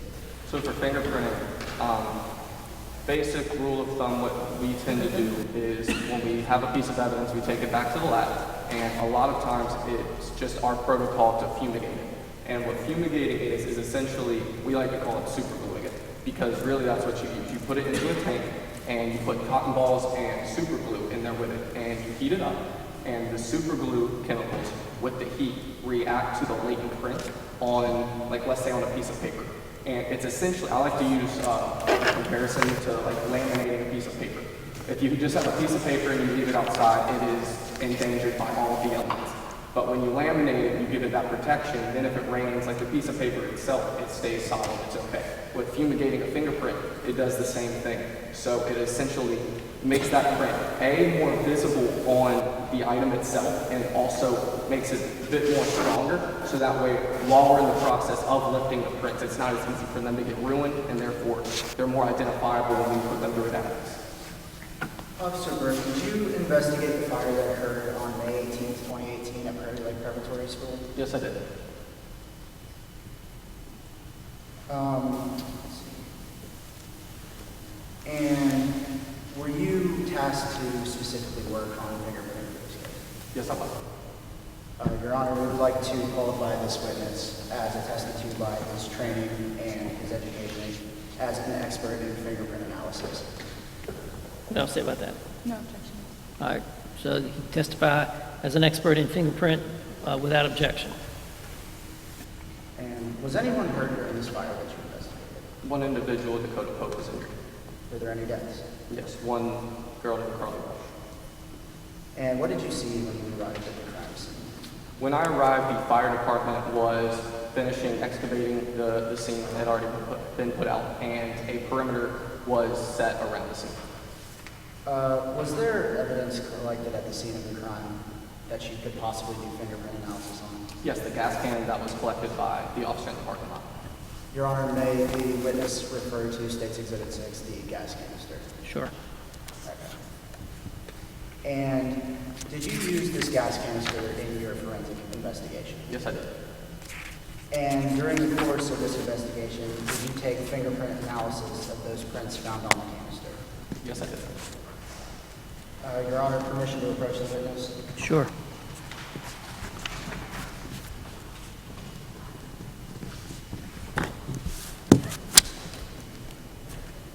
Can you explain to me what these are?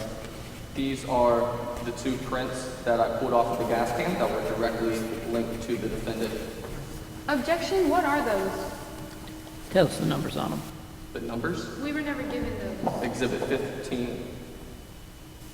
Defense has not seen Your Honor, them. I'm sorry, you guys were provided the photographs that we sent that we derived. But those aren't photographs. We weren't provided They're them. the exact prints that were in the photographs. The photographs are not properly taken. What are those?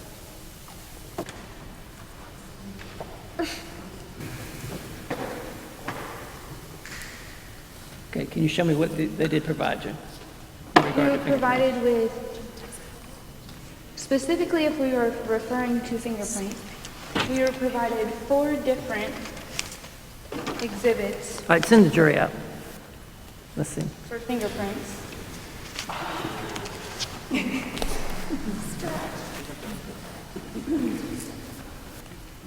Those are our fingerprints that we were given. This is all we have. So you showed them photographs that were on the cans. And then you had your expert transfer those to cards. Yes, sir. But you didn't share that with them. We did share the information with them, but we didn't share the specific cards because we didn't know another way to reproduce the cards to give them to them. You got a cell phone? I do have their phone.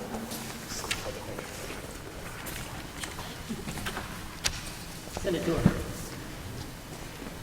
All right, fingerprints are out. Bring the jury back in.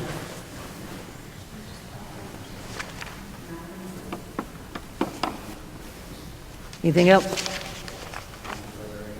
All right, any questions for him? Yes. So there was a gas can outside of the building. In the parking lot. Okay, about how far away from the dormitory building where the fire occurred? Oh, bring the jury back in. I'm sorry, are you referring to how far the parking lot is away? How far the gas can was I did from not the collect the physical gas building? can, so I can't answer. Okay. So there were pictures given of the gas can, correct? You have a picture of the gas can? I don't have one in front of me, but the gas can,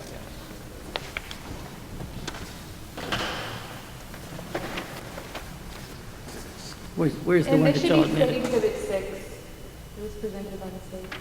Oh, Your Honor, we did not present those. He presented that. He asked to present It was the photo he already sent in.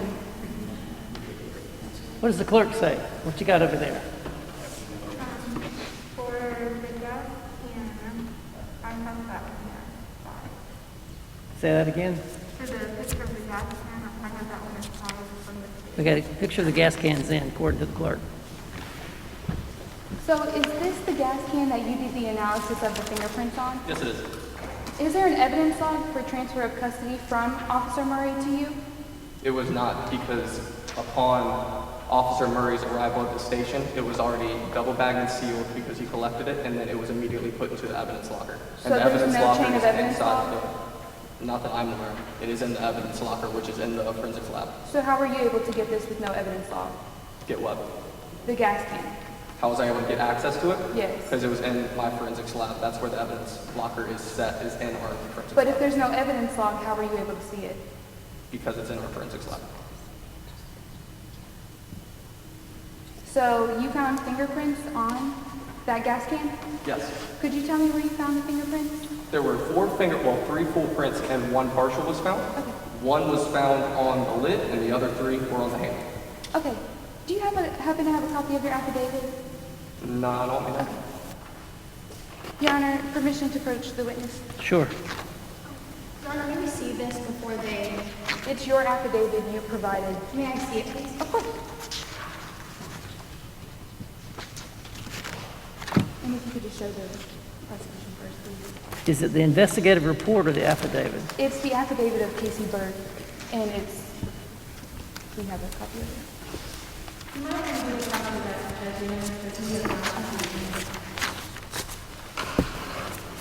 Yeah, I got the affidavit here.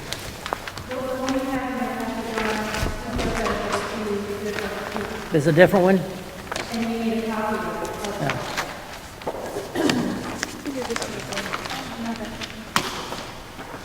Ooh, new evidence.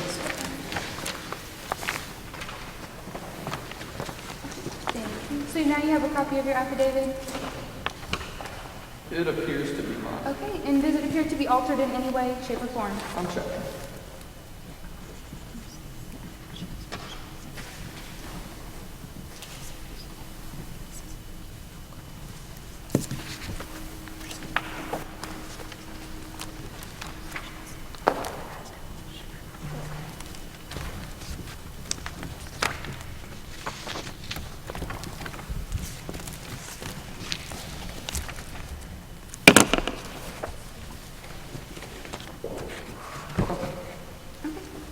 Do you mind flipping to page 4 for me? Okay.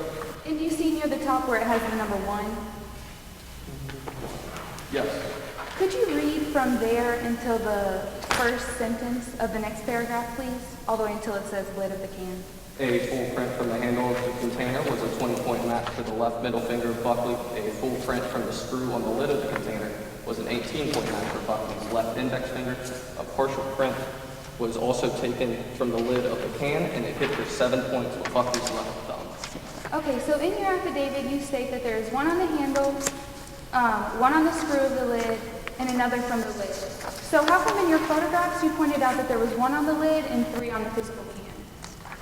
So if you look at it, the can itself actually, the handle up here, when he grips it down underneath it, he would have grabbed it, so that would have been the handle. And then you're saying the screw lid is this part that comes off. There's another portion under it that is red, so that may be why it appears to be the base of it itself, but it's actually underneath this screw lid.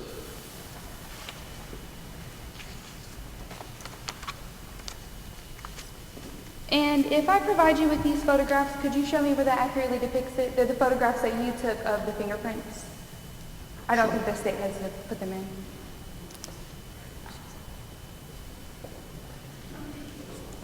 Objection. You weren't allowed to put these in. Why are they allowed to put them in? Because you gave us a copy of these photographs. Because when she you gets never through with gave that, us I'm the gonna let you cards. put yours in. I'm not sure she wants to do that, but hey, if the defense wants to help the prosecution out,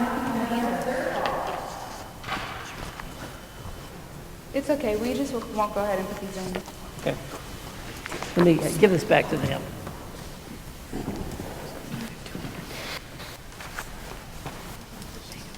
All right, any other questions for this witness?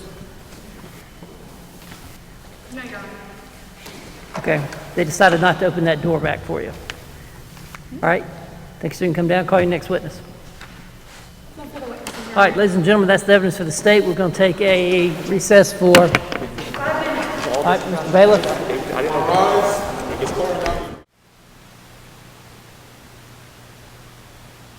Detailed analysis of the crime scene to get information.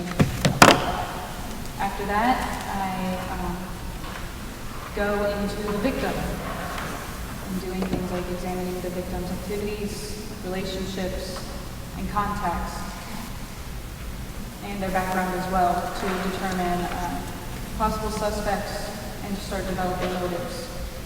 To further develop the motives, the fourth step is to look at any testimonial and physical evidence that can really clue you into more information about the crime and why someone would commit the crime. That was defined in the first step.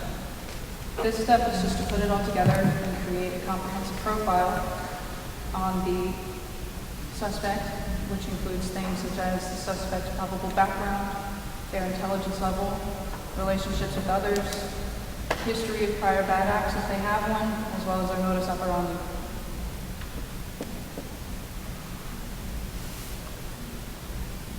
So who did you compare this profile to? I was asked by the defense to create a profile for Todd Larkin, who was the ex-boyfriend of the victim, Ms. Carly Walsh. And so that's who I was paid to do this analysis for. Would you like me to give my profile? Yes, if you elaborate. Sure. So, in terms of Todd's profile, I want to let the jury first know a profile of general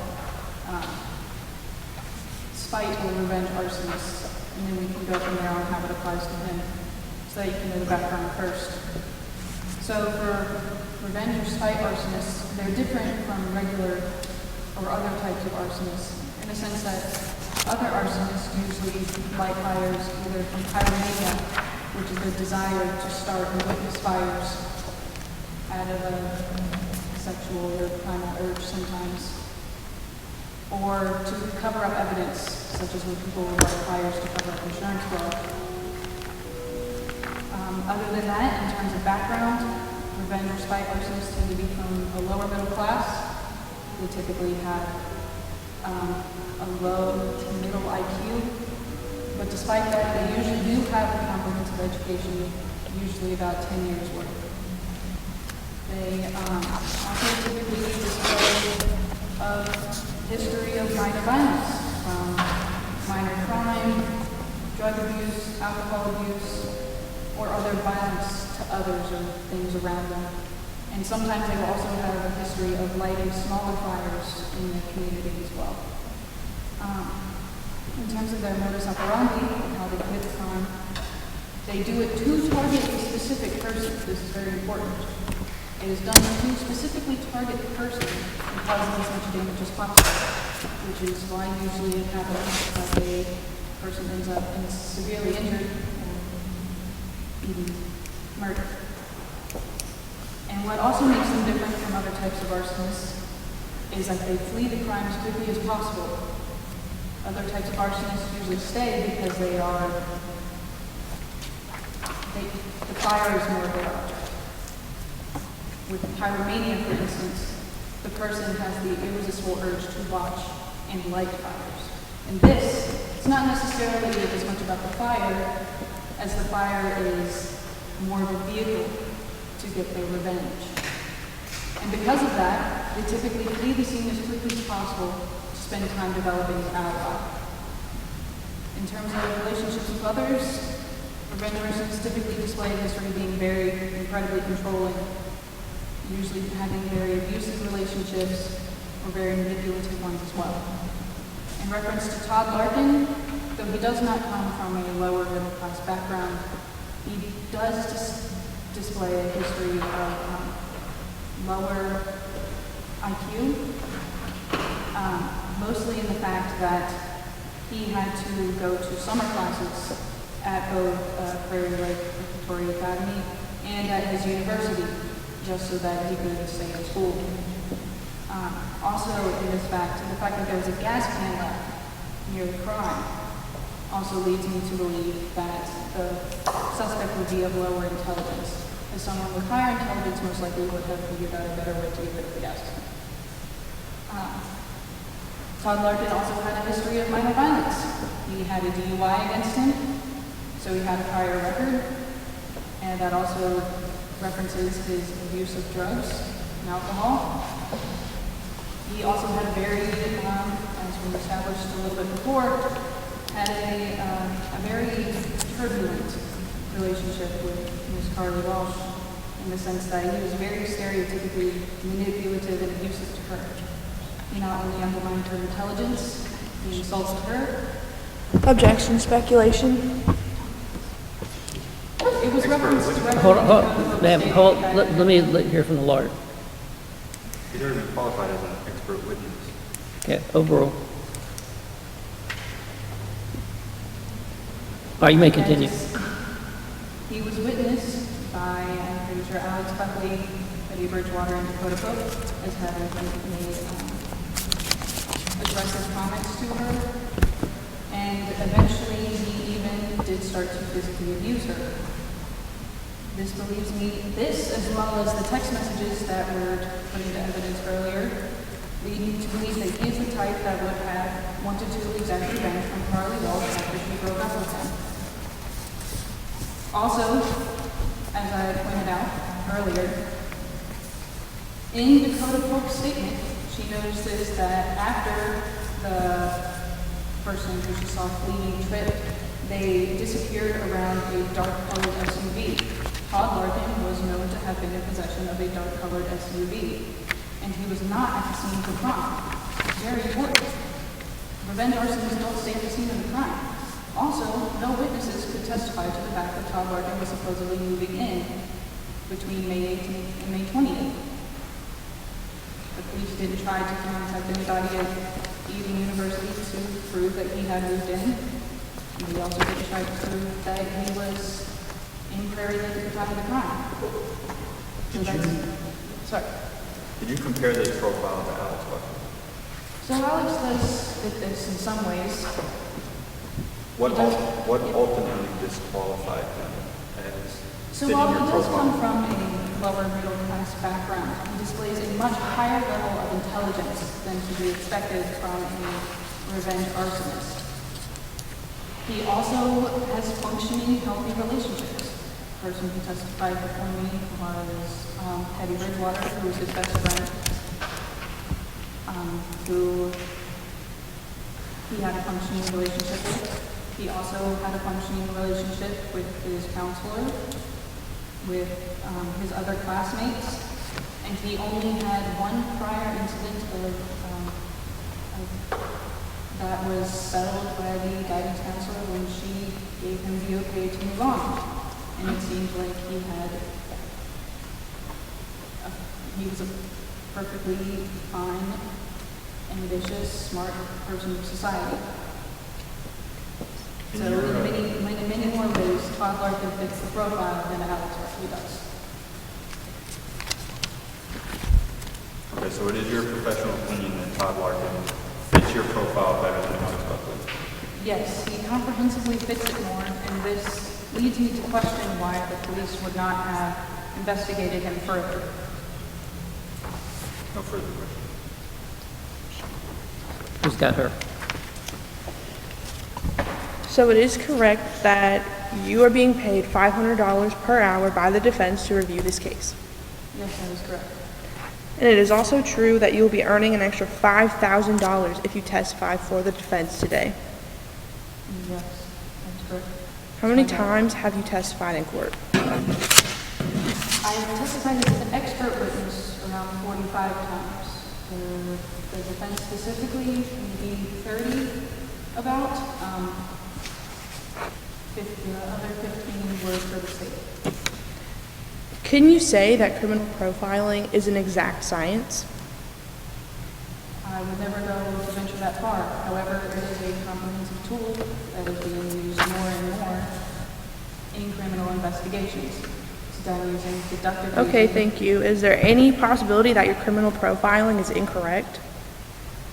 It could be incorrect because, as you stated, it's not an exact science, but it is a very good tool to use. So you agree that Alex Buckley to some degree fits the profile of a revenge arsonist? To some degree, yes. You also stated that revenge arsonists display a history or pattern of minor violence, correct? Yes. And how can you say that a person with a high IQ cannot commit the same crime as a person with a low IQ? They can, it's just that revenge arsonists, typically according to statistical data, have a lower IQ. But it is possible that someone with a high IQ can commit the same crime, correct? Yes. No further questions. Anything else? No, Your Honor. Okay, thank you, ma'am. You come down. All right, next witness. The defense calls on Jordan Calvin.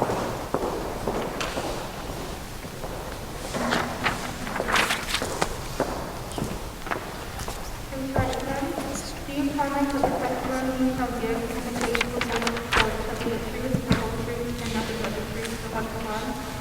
You may proceed.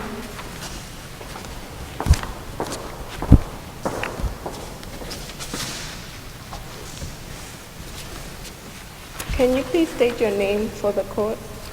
Jordan Calvin. What do you do for a living? Can you please state your name for the court? Jordan Calvin. What do you do for a living? I'm an owner of multiple gas and goes.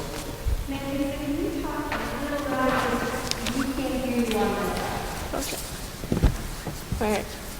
How long have you been doing that? I've been the owner since I graduated from college with my bachelor's degree in 2009. What is your relationship with the defendant? Alex Buckley, he's one of my clients. He's been a client of mine for the last 2 years. What impressed you about Alex? So I really didn't know Alex until last April. One of my store managers, Did you say he's a client of yours? one of my employees. Okay. Employee, one of my employees. Why did you hire him? Why did I hire him? I don't do the hiring personally, but he was hired because he impressed one of my supervisors. Did Alex work ever hinder his performance? No, Alex was a hard worker. Every time I came into the store, he was always helping other customers. He was kind of known as like that good guy. He would kind of calm down the angry customers and help all his other peers. Has Alex ever had a violent outburst at work? No. Did Alex ever talk about any of his classmates? Yes, he talked about a Carly something, if I can remember. He said both of them were competing for some type of scholarship, and they both were in like the running. He also mentioned that he really liked her. She was one of the nicest people he knew. Objection, hearsay. What else into that?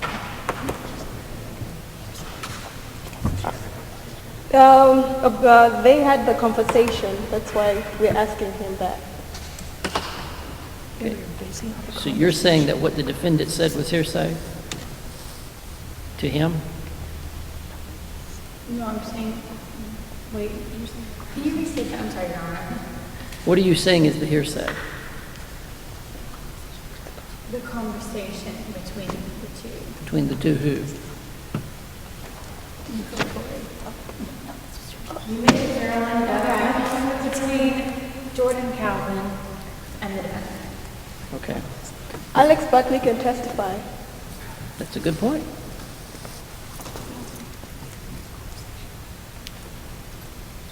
Overruled. Can you state your question. Did Alex ever talk about his classmates with you? One, he mentioned a girl named Carly. They were both in the top ranking. He mentioned that she was one of the nicest people he knew. They were both very competitive, and he liked that out because she pushed him to work hard. Were you working at the gas station on May 18th when the incident happened? Yes, I was working on May 18th. Was Alex working that day? Yes, Alex was at work from 4:30 till 10:40. Were there any problems that night when you were working? No, there was no problems to my knowledge. When did he leave? So I vaguely remember waving bye to him at 10:40 p.m. When Alex left, was it busy in the gas station? No, between 10:15 when he came in to let me know that he'll be leaving shortly, I didn't notice anyone else in the store between 10:15 and 10:40, but I did notice the vehicles outside. Does Alex own a car? No. So how does Alex get to work? Alex walked because the school is only a mile away from the gas station on Forest Drive. So when he left and said goodbye, did you see him carry a gas can? No, I didn't see him carrying anything. No further questions. Thank you. Your witness. I'm Cousin.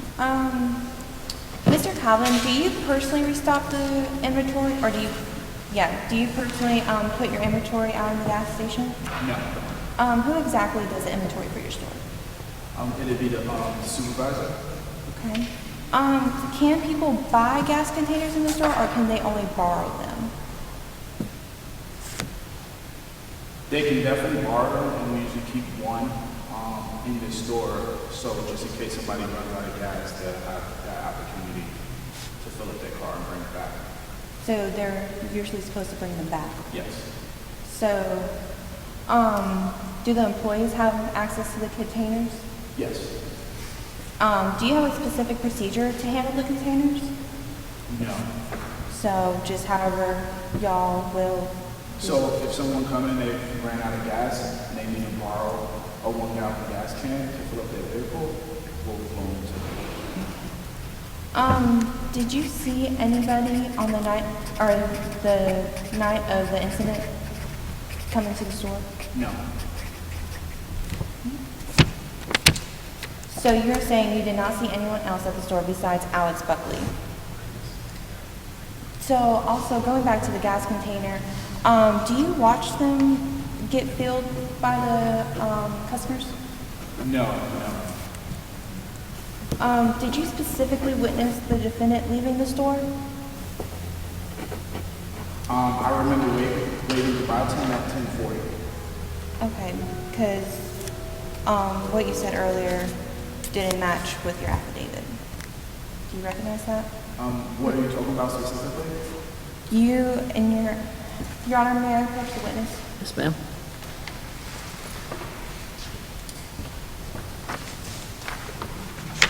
Do you recognize this document, Mr. Calvin?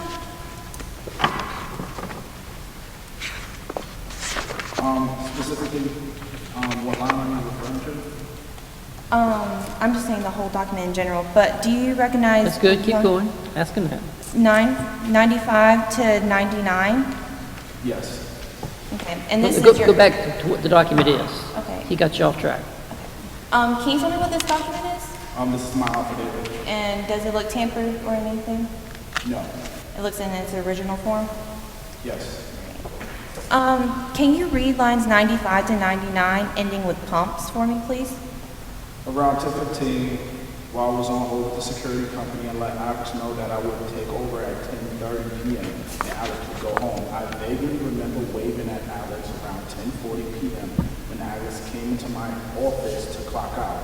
I don't remember hearing anyone come in to the store between 10:15 and when Alex left, but I did see cars in the parking lot near the gas pumps. And so, you did not specifically... Objection. She hadn't asked anything yet, so we're open. Do you have the way of knowing it wasn't filled by Alex Buckley? No.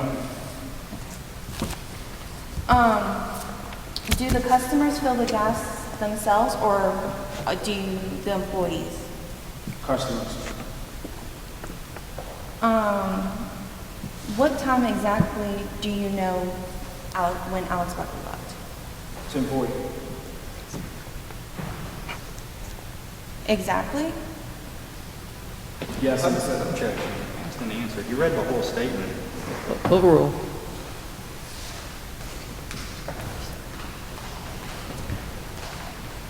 Sometimes it's better to let the horse go than to keep eating.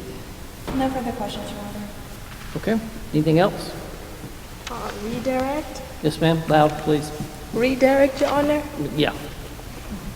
Where were you working the night you were you working at the back of the store or at the front of the store? So I was in my office.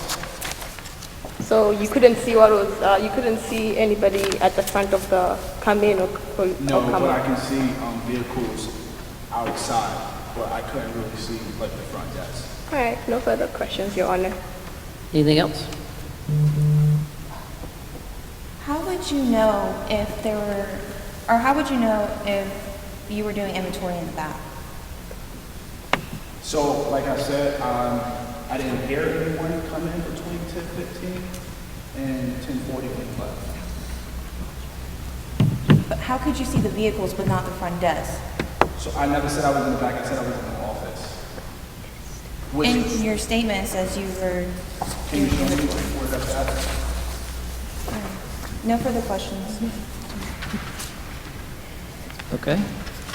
Anything else? No, Your Honor. Thank you, sir. You can call your next witness. Defense calls Ashley Hunt.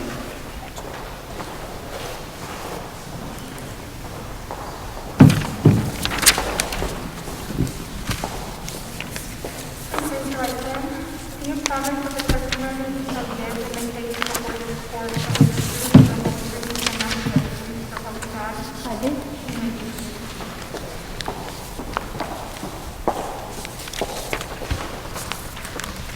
Could you please state your name for the court? Ashley Hunt. And what do you do for a living? I am a private investigator, arson investigator for the Lake City Fire through the Fayetteville Police Department. And how long have you worked there? I've worked there for around 15 years. Okay, what's your educational background? I graduated from Methodist University with a bachelor's degree in applied forensics and justice.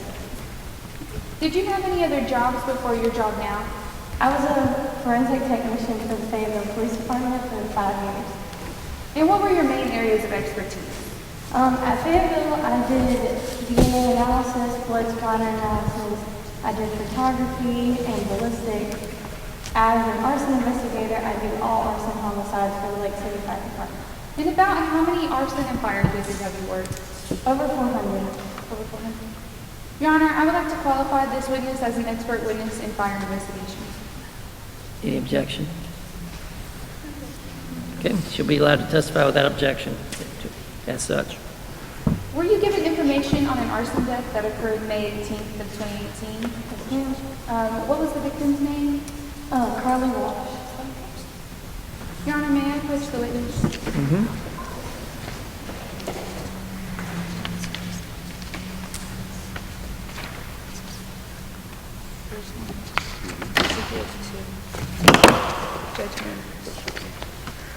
For judging.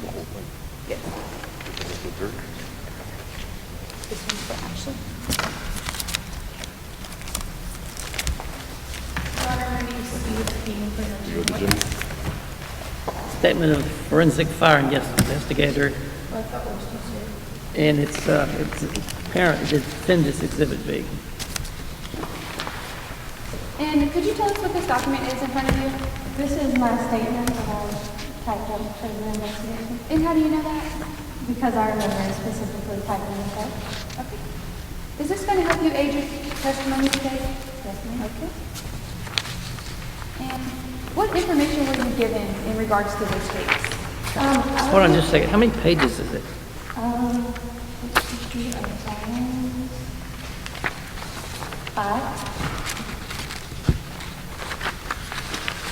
at 6. They're not numbered.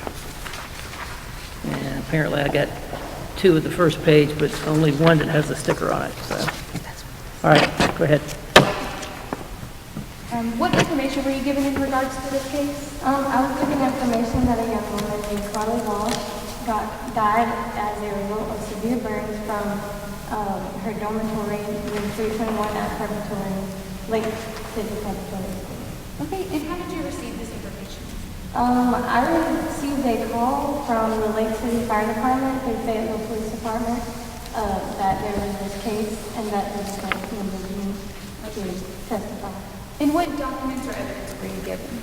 I was given evidence, I was given document report from the fire chiefs of the Lake City Fire Department. I was given statements by Dakota Pope, Jordan Calvin, and Alex Buckley, and I was also given the affidavit statement report of Officer Murray.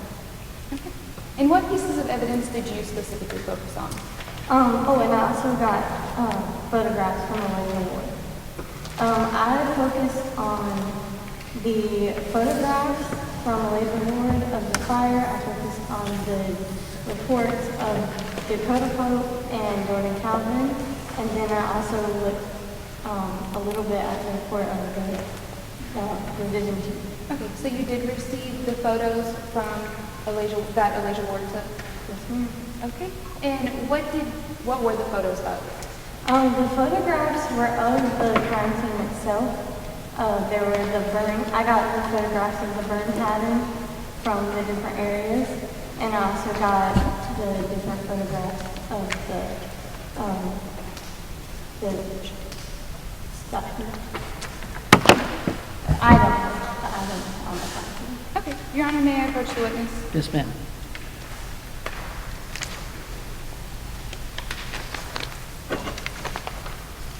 Would you like a copy as well? Sure.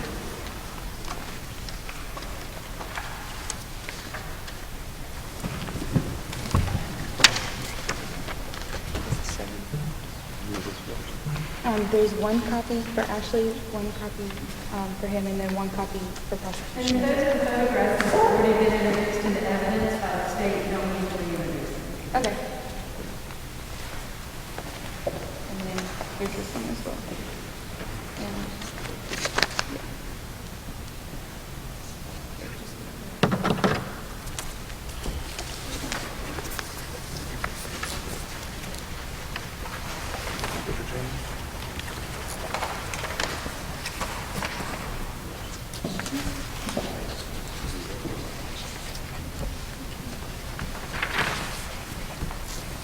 I got 3 of the same one. There were 3 copies of each. They are numbered at the top corner if you need help. Yeah. There should be 4, 5, 6, and 7. I should have one of these. Yeah. One of them.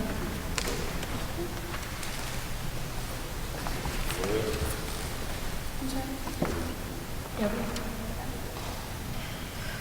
Also, there's one more.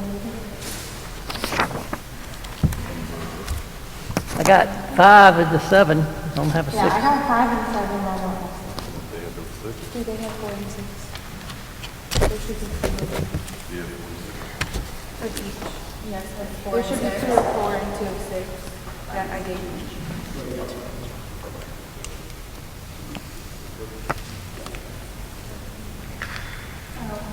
We don't have extra.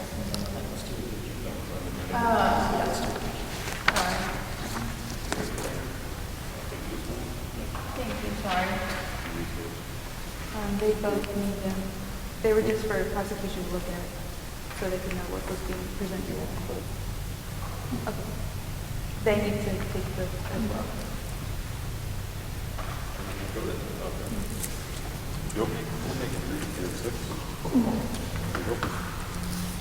And here's 1/6. So do you both have all 4 photos now? Yes. I don't know.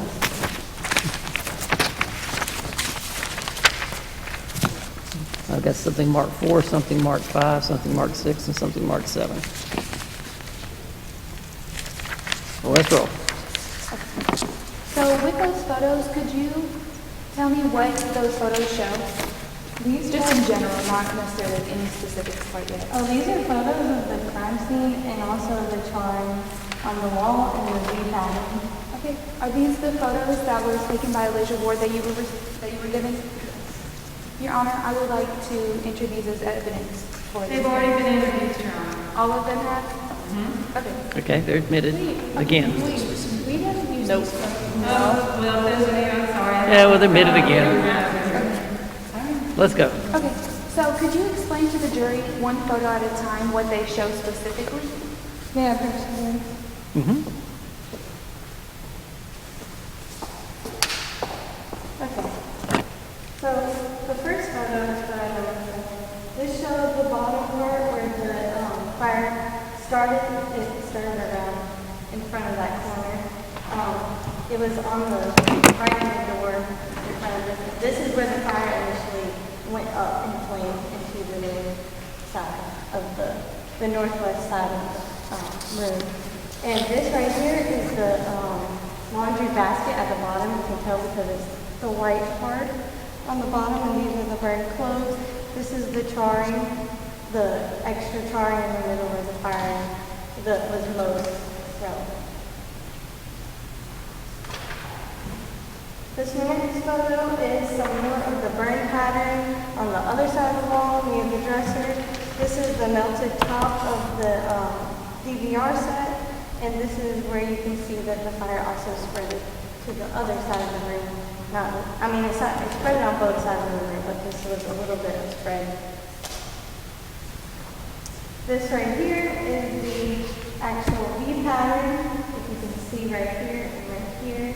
The V pattern is where the eye converges from the up to the downward gaze. So it goes from the bottom to the top.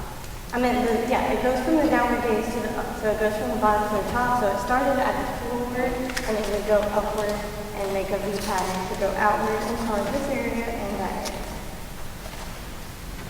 This right here, you can see where the edge of the bed was burned, the clothes were burned, and of course where it was most relevant.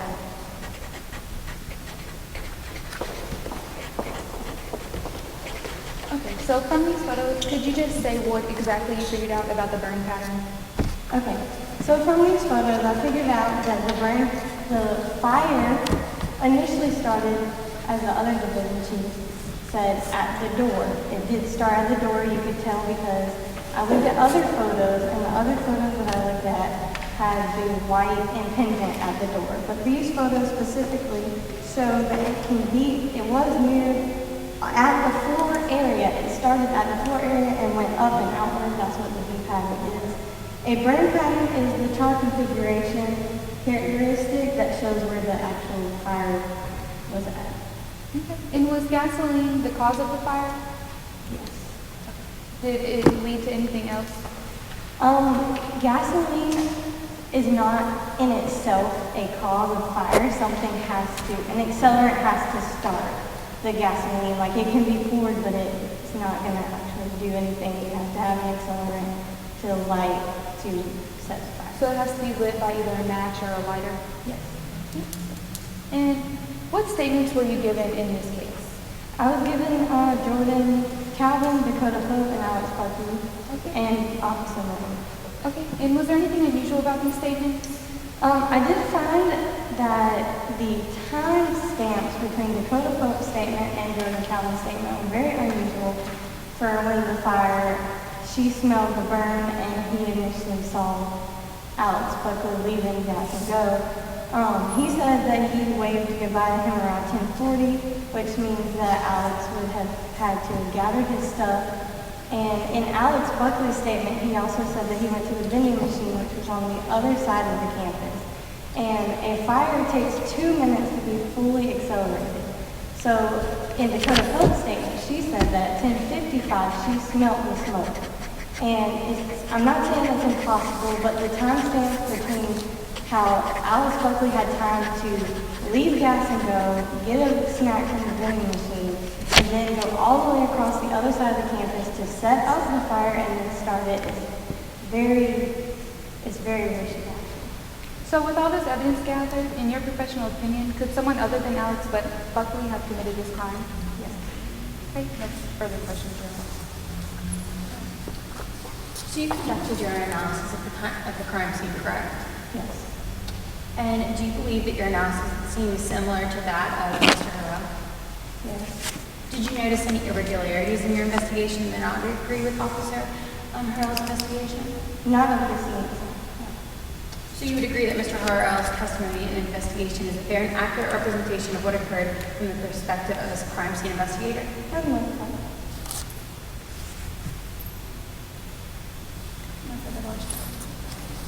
No further questions, Your Honor.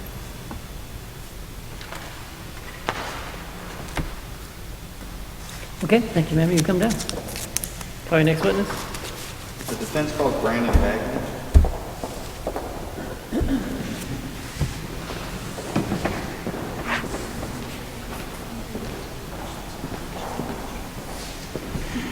Raise your right hand.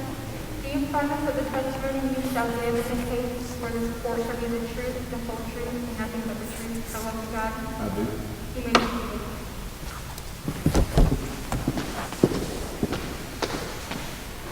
Could you please state your name for the court? Brandon Bagley.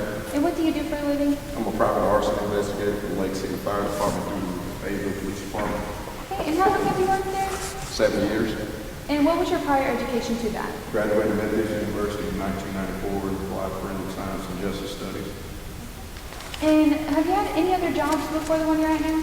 Yep. I ended up working 20 years for the County Sheriff's Department in Fayetteville for 20 years. I had a CID agent, criminal investigation division there. I ended up doing ballistic pattern analysis, crime scene reconstruction, and ballistics.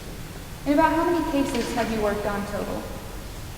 Of my past job or job? Oh, we'll just go with this job you're at now, the fire case. 300 cases, arson and homicide combined, mostly arson, and I specialized in burn analysis, fingerprints, and burn angles and degrees. Your Honor, I ask to qualify this witness as an expert witness in fire investigation. Any objection to him being offered as an expert in fire investigations? Okay. He's admitted, and the court will allow him to testify without objection as such. Did you respond to a case that occurred on May 18th of 2018? Did I respond to it?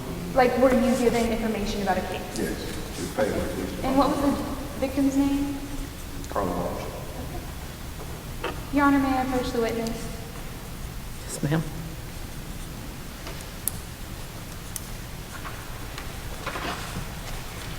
This one is the judgment.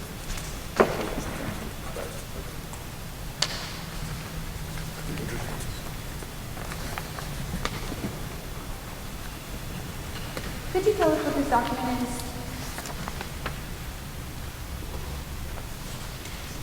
My savings report. And how do you know that? It's got my name on it. And is this going to help aid in your testimony today? It is. And where did you get the information from the case? I ended up looking at the affidavit statement from Dakota Poe, Alex Buckley,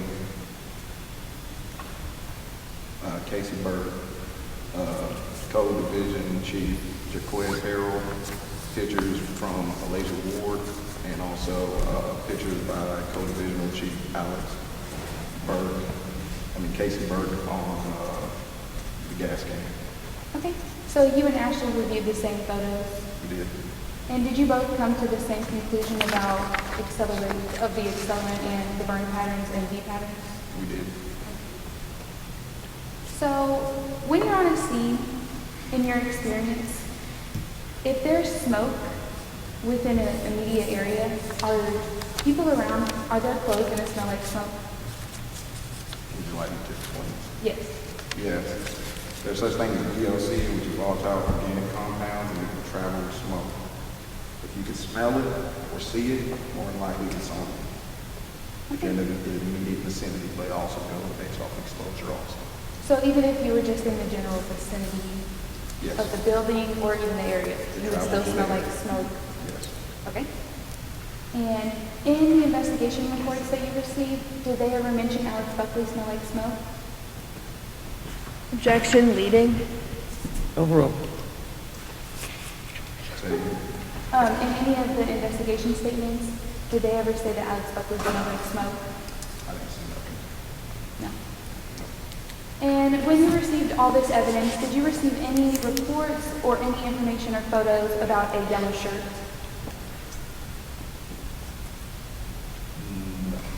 Okay. And would you have done an analysis on the yellow shirt Alex Buckley was wearing when he was arrested? Depending on where he was arrested to the vicinity of the fire, yes, I would. Since Alex Buckley was arrested in the part, like very close to the vicinity, would you have done it? Yes, I would have collected it and I would have tested it, but in the same sense, more likely they would be VOC compounds on the shirt. Okay, and you would test it because of the VOC compounds?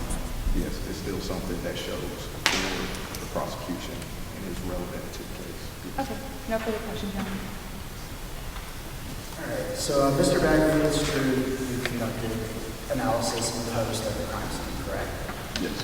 And do you believe that your analysis of the scene is similar to that given by Mr. Burke, the state's witness, and also Mr. Harrell, the state's witness? Yes. And speaking on smoking, is it possible that it could have been in the defendant's hair? It's possible. And was this tested? The hair? Yes. Of the defendant? No. And it could, like, why was it not tested? Any idea? I have no clue. I only look at evidence that is put forward before I wasn't there. Could you have requested it? Could I have requested? Yes, if you wanted to complete a fair and accurate representation of the crime scene. It would be something part of it that could have been. So you would agree that Mr. Burke's testimony is correct, right? And in all aspects? Define all aspects. Basically, your investigation concluded nearly the same things that Mr. Burke did, correct? Nearly the same thing, yes. Nothing but. And no further questions, no reason. Okay, you come back. Officer, have you ever pumped gas before? I have. Have you ever spilled gas on you? I have. Do you smell like you have gas on you? Of course. Does it matter what brand of gas you're pumping? No matter what brand of gas, just put gas on it, you smell like gas. Thank you very much.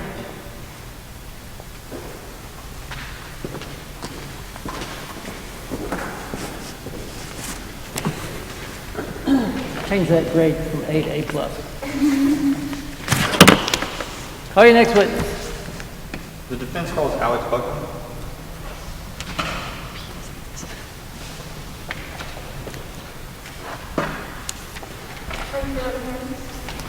Do you promise that the testimony you have given in the case before the court shall be the truth, the whole truth, and nothing but the truth, so help me God? I do. May you say.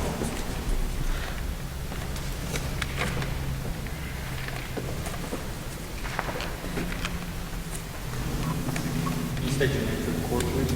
My name is Alex Buckley. Can you tell us the events of that night? So that Friday was the last day of spring classes, and the following Monday were the finals. So as tradition, there's this like finals dance, which is essentially like our prom. So that Friday was actually pretty hectic, but I had to work that day, and I didn't really care for the dance anyhow. So I finished classes pretty early, and I prepared for my 4:30 to 10:30 shift. I show up to work. It's pretty like typical even for the prom night. I mean, a couple of traffic coming in because of people leaving town, other people coming in from the dance.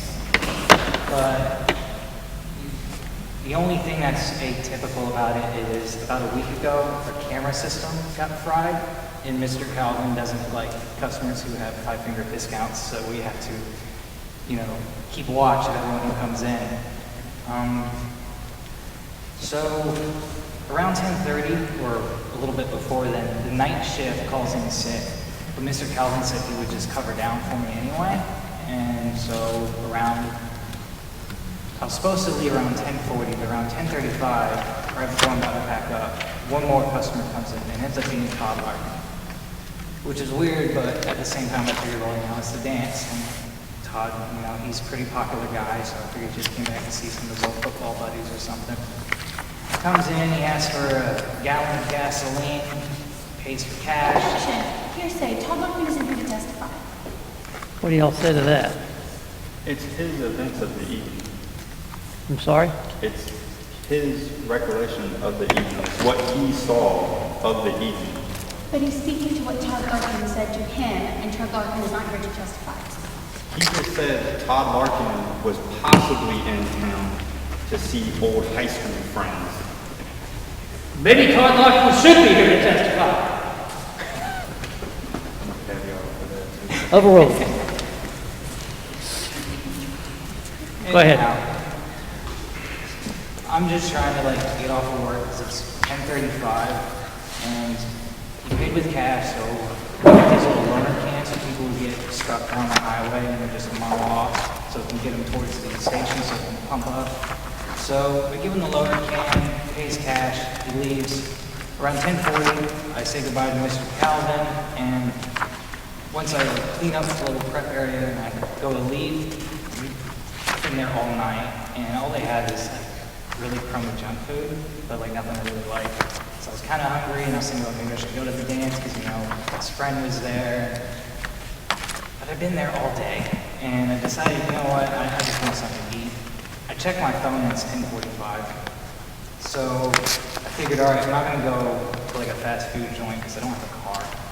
I'll just walk over to the student center on campus. Oh.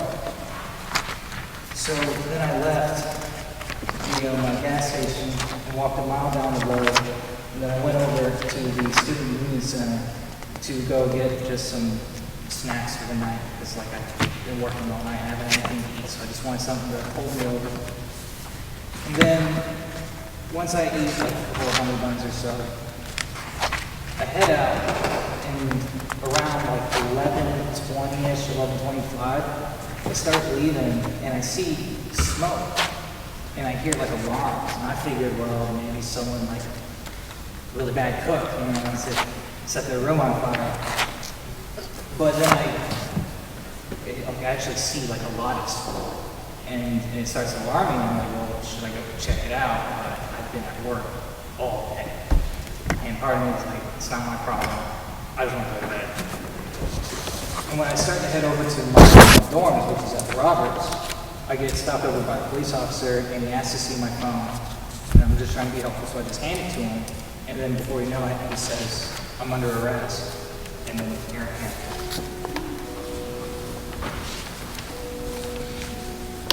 What drove you towards the Williamson Scholarship? So I want to be a chemical engineer, and I want to go to Stanford for that. I have a pretty poor background. My dad had left when I was really young, and my mom has to work 2 jobs to take care of me and my little brother. And we've had enough to get by, but we were never really comfortable.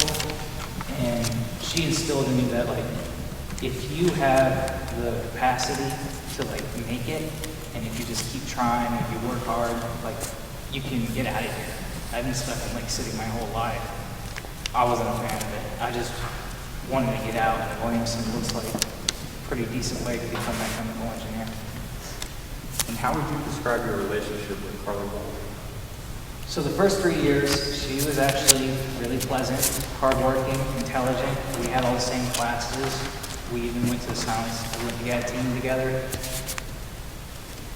However, during the senior year, she became kind of hostile towards me.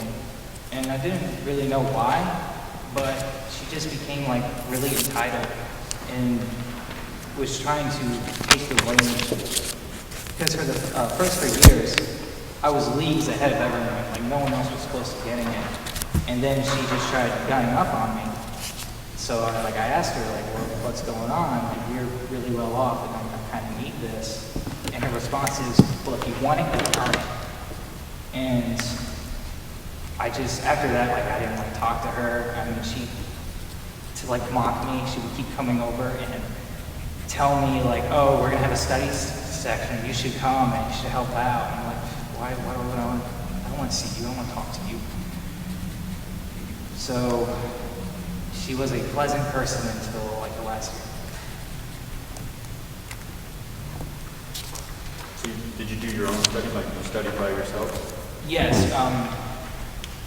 Since she came neck and neck with me, I realized, well, I've been slacking. I thought I was safe because, you know, for the last 3 years I've been leagues ahead of everyone else.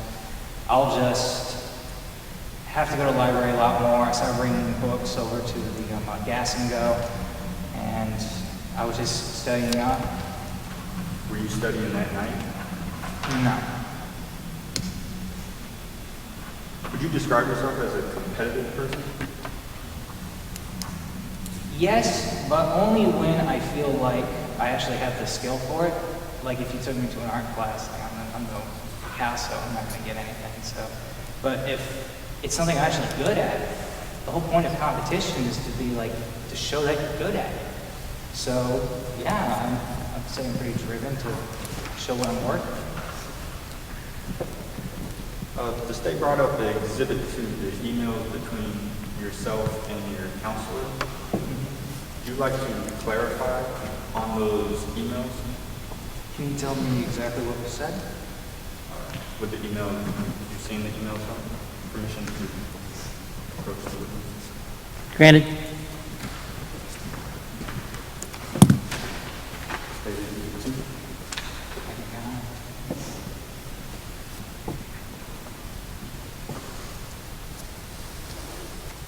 Oh, yes. So you want me to just clarify? Yes. So when I said that, you know, my scholarship's going to be fine, after this, Carly Walsh won't matter. What I meant by that is my counselor was trying to get me to switch scholarships, but we just finished classes, and this was the Thursday. Like, there's no more tests, there's only the finals. And my final was AP Chem. I want to be a chemical engineer. We were neck and neck, and I've been busting my ass on this. She didn't have a chance in hell beating me on that final. So the email was more one of confidence. Yeah, absolutely. Question, you smoke like No. Your witness. So, did you see Carly Walsh as your biggest form of competition for the Williamson Scholarship? Yeah, she was very good. And so, do you think you deserve that scholarship?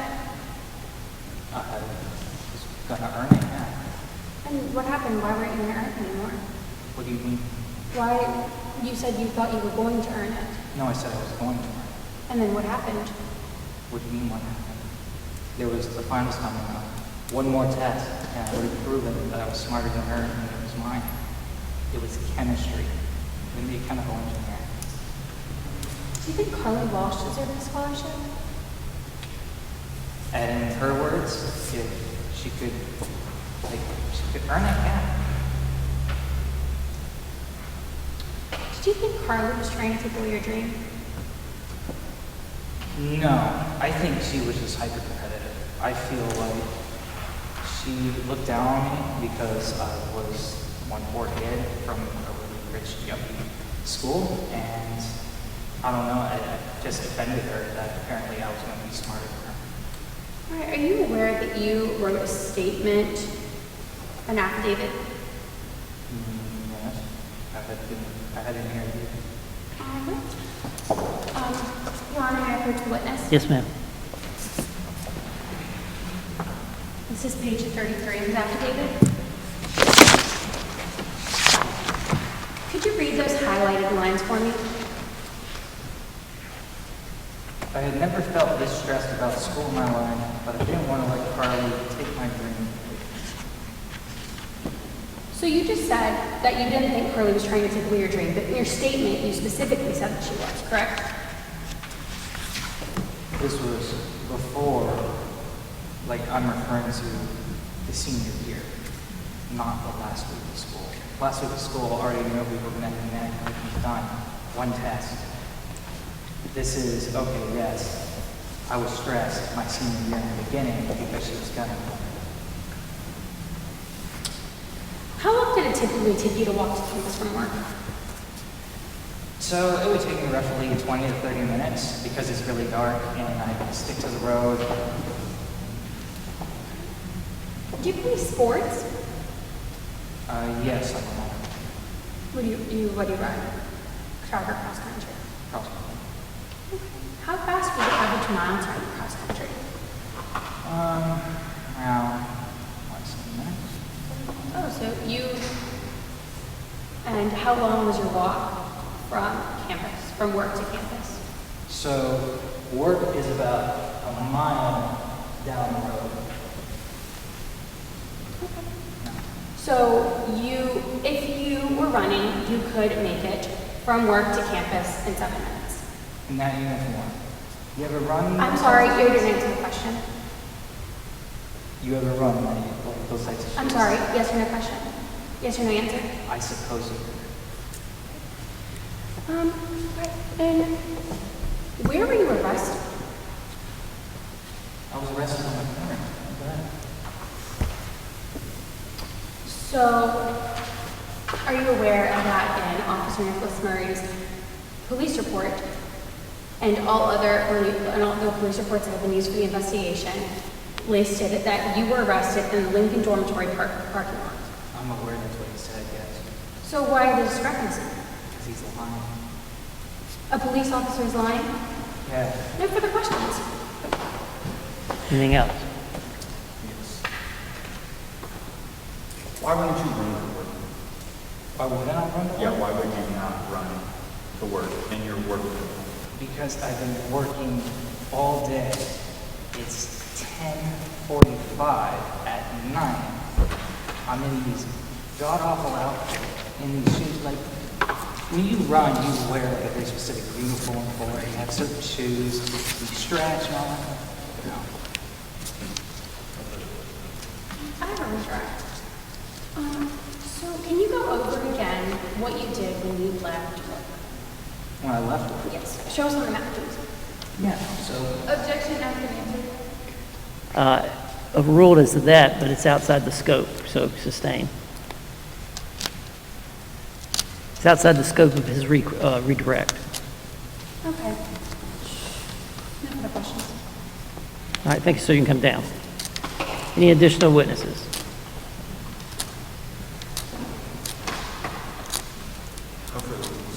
Any rebuttal witnesses? All right, ladies and gentlemen, all the evidence has now been presented. It is now time for you to hear the closing arguments of the attorneys. Once again, the closing arguments are not evidence, but are given to you to assist you in evaluating the evidence.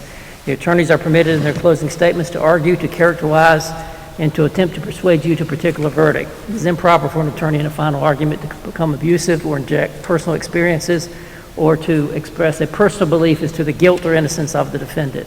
If during the course of making a final argument, one or more of the attorneys attempts to restate the evidence and your recollection of the evidence is different from that of the attorneys, you should be guided exclusively by your own recollection. Now, the appellate court just left the room. Who goes first? You do this differently than I do it. Who goes first? Okay, I got people doing this.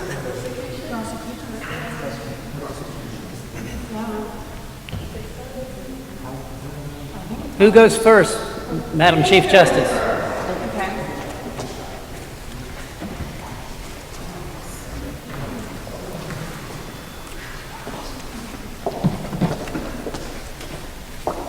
Ladies and gentlemen of the jury, in your honor, have you ever wanted something so bad that you would do anything for it? Maybe a dream car, a job, a child. Maybe something that you would even say you'd kill for? Think of that thing. Close your eyes and think of that thing. We are here today because the defendant, Alex Buckley, had that one thing, and for him, it was the way to scholarship. He had one thing that he wanted, but unlike the rest of us who wouldn't kill for it, he did. Alex Buckley wanted that, the defendant wanted that Williamson scholarship more than anything else in the entire world. He said it himself right here on the stand. And he saw Carly Walsh as an obstacle getting in his way of getting that scholarship.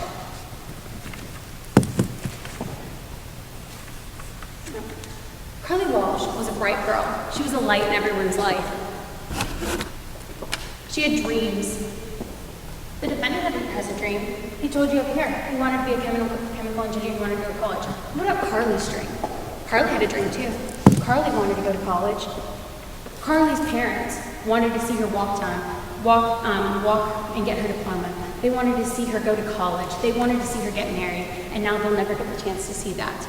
Dakota Pope wanted to graduate alongside her best friend, but because of the defendant, they were all robbed of that opportunity, and Carly Walsh was robbed on her life and was burned to death in her dorm room just a few short weeks before graduation. All because the defendant was jealous and insecure in his own ability to obtain the scholarship. What if he knew he was winning the scholarship? Why would he need to get rid of her? Why would he tell Hayden Rodriguez that it has been taken care of?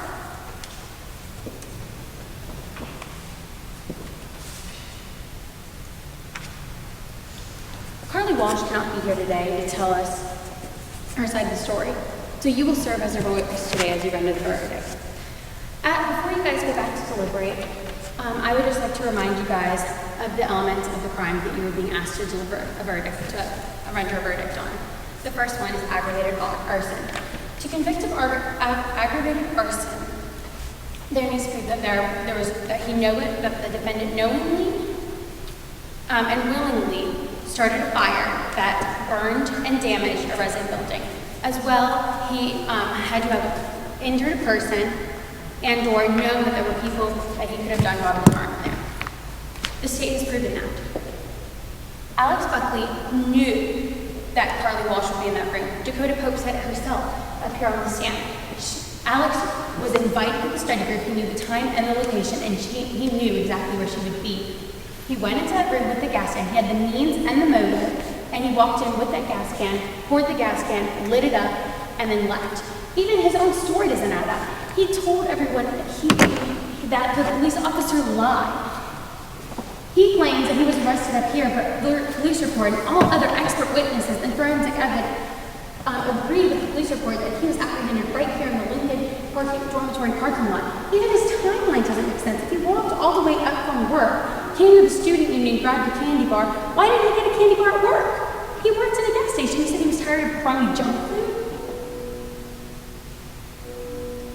Then he said his dorm room is right here, in case you guys, his dorm room is right here, Robert's dormitory. Why, if he said that he went from the student union up here, which is all on the north side of campus, was he arrested right here next to the Lincoln dormitory? The second element that we need, the second charge that Alex Buckley that the defendant was charged with was first-degree murder. As we discussed,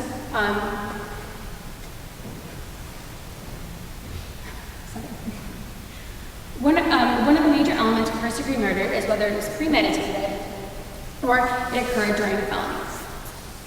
He committed aggravated arson. Therefore, Carly Walsh's life was taken during the felony of aggravated arson.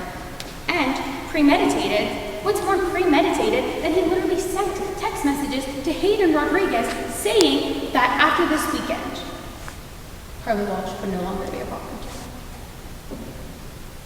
Now, a guilty verdict won't bring back Carly. It won't let her graduate and go to college, but it will bring justice to her family. It'll bring justice to her parents, and it'll bring justice to her name. So remember that today as you deliberate.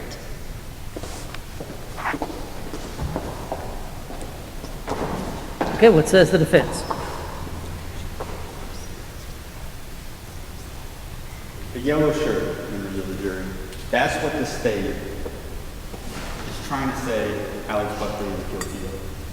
Just wearing a yellow shirt.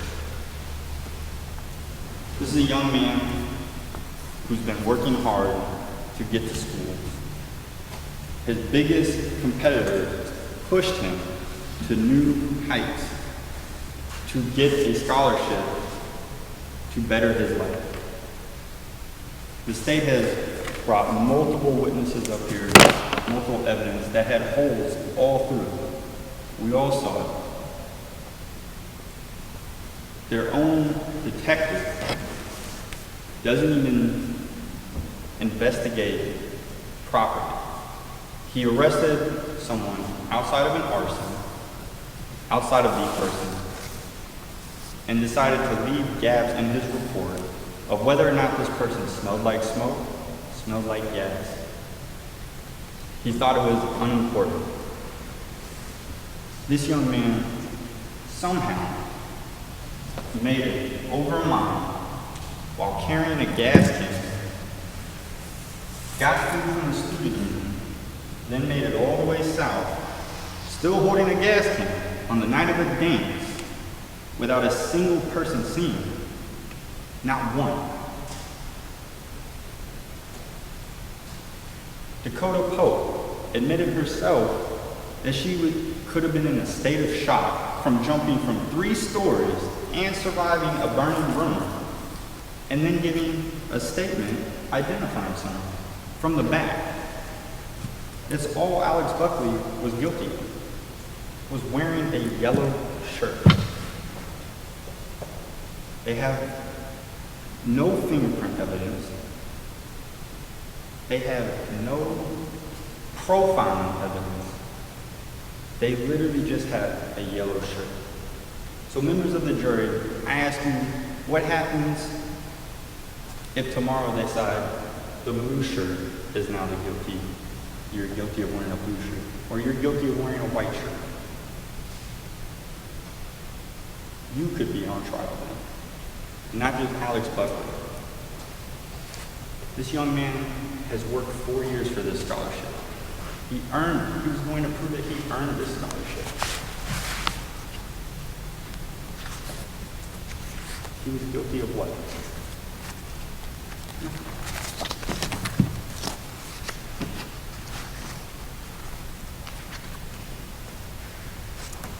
We believe that the only response to come back from this is not guilty.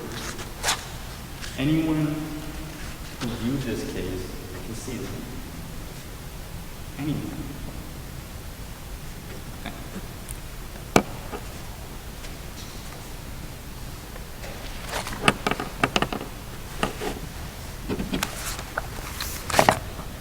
Members of the jury, you've heard and seen all the evidence and all the arguments of the attorneys. Now your duty to find from this evidence what the true facts are and to render a verdict reflecting that truth. You should consider all the evidence, all the arguments, all the contentions and positions urged to you by the attorneys and any of the contentions that arise from this evidence. All 12 jurors must agree unanimously as to your verdict. You may not render a verdict by majority vote. The defendant, Alex Buckley, has pled not guilty to the offenses charged. The fact that he's been charged is no evidence of guilt. The defendant is presumed to be innocent. This presumption of innocence remains with Alex Buckley until and unless the state proves to you, to your unanimous satisfaction, beyond a reasonable doubt, that the defendant is guilty. The entire burden or obligation of proof is on the government to prove that Alex Buckley is guilty. Proof beyond a reasonable doubt does not mean proof beyond all doubt or beyond a shadow of a doubt or to a mathematical certainty. A reasonable doubt is a fair doubt based on reason, logic, and common sense or experience. It may arise from some of the evidence or the lack of the evidence. Proof beyond a reasonable doubt is proof that fully satisfies or entirely convinces you of the defendant's guilt. If, having heard all the evidence, you are convinced that the state has proven each and every element of each charge, then you must find the defendant guilty. All right, retire to the jury room and talk about it. Let me know when you got a unanimous verdict.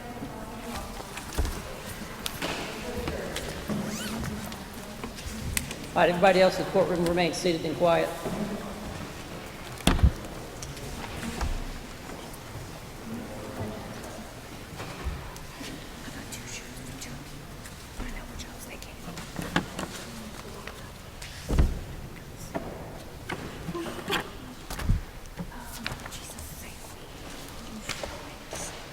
All right, guys, have a seat back there.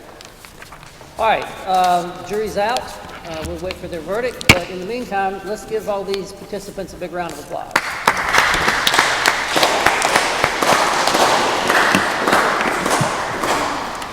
All right, let me just go over a few notes with you. Once again, I think I told you when I came out to talk to you that I've got a nose. Everybody's got a nose. I got an opinion. Everybody's got an opinion, okay? What I'm telling you is just my opinion. It is, however, based on 40 years of being a lawyer, a prosecutor, and a judge. My name's Jim Ammons. So, what I'm going to give you, did you know my name's Jim Ammons? What I'm going to give you is just a few pointers, all right? I understand you are not, did you know I'm Jim Ammons? What I'm going to give you is just a few pointers, and I understand that you're not law students, okay? I understand that you're not lawyers. But what I've seen here is just basically what I've seen each year. This is just good. I see a lot of things in here that are just as good or better than some of the things I see in court every day, so I'm very proud of you. First of all, please don't get upset at any criticism given you. It's try to help you get better, okay? Those people over there don't know who any of y'all are. Did you know I'm Jim Ammons? Mm-hmm. All right. Anybody gonna leave here today and have a question about what my damn name is? No. All right. You need to introduce yourselves as many times as you can to these folks. Every one of you got up and gave you opening and didn't say who you were and didn't introduce your team. You need to introduce those witnesses. Remember, I talked about that. Today, you're going to hear from my client. And then I got talked to, you talked to the jury. You spent most of your time talking to the jury. A good expert will do that. And then you got to the ultimate question. You're the one that's pounded the ultimate question there for them. Why the heck wasn't Todd investigated more? Why didn't we do more with Todd? Did I talk about you yet? Okay, very good witness and exam. You got her qualified, and then you just let her go. She took a little control, but you took it back a little bit too at times, and that was good. You did this one, right? Yes. Money. I mean, that's all you can do with this witness. Money, okay? Very good. Exact science. That's a very good question, too. Is this an exact science? Well, hell, of course not. Good questions. Okay? So you did well with her, and then you didn't try to fight her or dispute her because you can't. Jordan Calvin. I think they mixed up on you a little bit. I think they kind of jammed up on you, and both sides started bringing in things that I'm not sure was in the script. But you had a very good voice, you knew the part, and you sounded very realistic. You know, a guy who likes him, I don't know whether he did this or not. I don't think he would do it. I wasn't there. I'm just here to tell the part that I know. And I know, 10:45 I waved goodbye to him, okay? And I know he won't carry no gas can, okay? Good direct to him. Cross, Ms. Jenkins, it was a very good cross, but then you stopped from the ands. And watch the tape. You went and then you go so in front of the question, and then you go and then you go so. It was almost like back and forth. And we all do it. My daughter right now personally hates me because I've been on a quest to get her to stop using the word like. And I will count the number of times she used likes in a sentence, and she won't even speak to me anymore. Sometimes she'll say, it was like, I said, was it really like that or was it that? You know, she's in law school. Yeah, she's doing fine. She's getting ready to graduate from law school. Just got a job offer making a lot of money, particularly in terms of what I made when I got out of law school 40 years ago.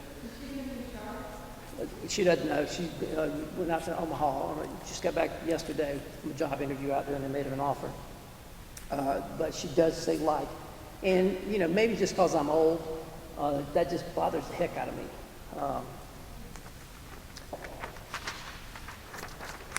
Abby. Is it Abby Hunt? Ashley Hunt. Good voice, you knew your part, and you knew the technical stuff very well.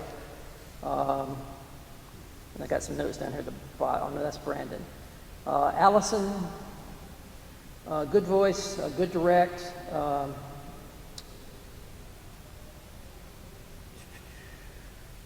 But it's not a good idea for the judge to criticize your evidence. You know, I mean, I got one thing and the pages were out of thing, and it's amazing. And I just tried a murder trial. And then I've tried 3 cases in the last 3 weeks. And it's amazing how the jury reacts when your evidence goes smoothly, when you hand out the pieces of paper. It's also amazing when they say, Judge, I've got 14 copies, because we got 14 jurors, and they're handing them out. One juror goes, I don't have anything. And he goes, well, there's 14 copies. Well, I don't have anything. Well, I did 14 copies. Well, who cares whether you did 14 copies or not? There's not 14 copies in this room right now. Do something about it. And it makes your case either go so smoothly or not, depending on how you do it. Bagley, Brandon Bagley. I really liked you. You had a very good voice, and you knew your part, and you said things like real people say. You said, yep, I ended up working for the Cumberland County Sheriff's Department for 20 years. And I got to ask you, you don't look old enough, but did you work for the Cumberland County Sheriff's Department for 20 years? And go back to school? Huh? Another one of your quotes was, mostly. I mean, that's what a real person says. Yeah, mostly. You sounded very real. And then I got another quote that said, they ask you a question, you said, did I respond to it? No. Did I respond to it? No.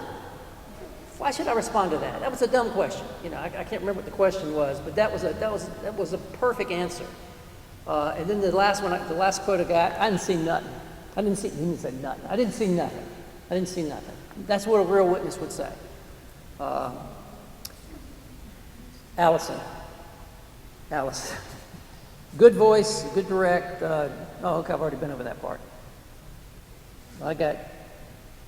Who did the direct code? Okay, I got you as Allison too. Got 2 Allisons now. Oh no, that was on Brantley. I'm back to you. Very good direct of him. Who did the? Okay. Okay. Trying cases is a lost art. I see very, very few great trial lawyers. I see very few good trial lawyers. I see very few people who want to be either great or good trial lawyers. I mean, the DA's office, in 1 year, they tried, this was about 3 years ago, they tried 12 jury trials in the whole year. I was a judge here, and I got assigned for 2 weeks to another county, and then I spent 6 months in another county. I tried 19 jury trials, 19 criminal jury trials and 2 civil jury trials. I tried 20 jury trials in 1 year. The whole DA's office here tried 12. Okay? They just don't try cases. Pandemic has made it even worse, but there are always room. Right now, Mr. West, he's looking for trial lawyers. He's got people leaving his office. Because a lot of people can go into private practice, never go back to a courthouse in their whole life and make a good salary. You don't have to walk into a courthouse to be a good lawyer. And we need those type of lawyers, but we also need good trial lawyers, and I don't see a lot of them. I'm not just talking about here, I'm talking about around the state. And other judges that I talk to tell me the same thing, that trying cases is a lost science. That's why, if this is what you want to do for your life, and you get lucky enough to do it, when a good lawyer is trying a case, you need to find some way to go in that courtroom and watch. And I tell the DA's office that all the time. I'll be trying a case with somebody in the DA's office. I just tried a case with Robbie Hicks, a murder case. And there's only one person any better than him, and he was my best friend, and he's retired now. And I look out in the audience, and there's one assistant DA sitting out there. And I go, the whole office ought to be in here watching this. The public defender's office ought to be, every lawyer in town ought to be in here watching this, but they just don't. So that's my soapbox. Great job, guys. If it's up to me, y'all get an A.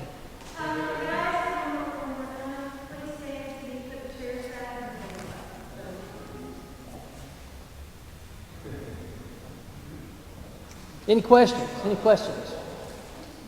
Surely somebody has a question. Shirley? Shirley here? Yeah, you're welcome. Thank you.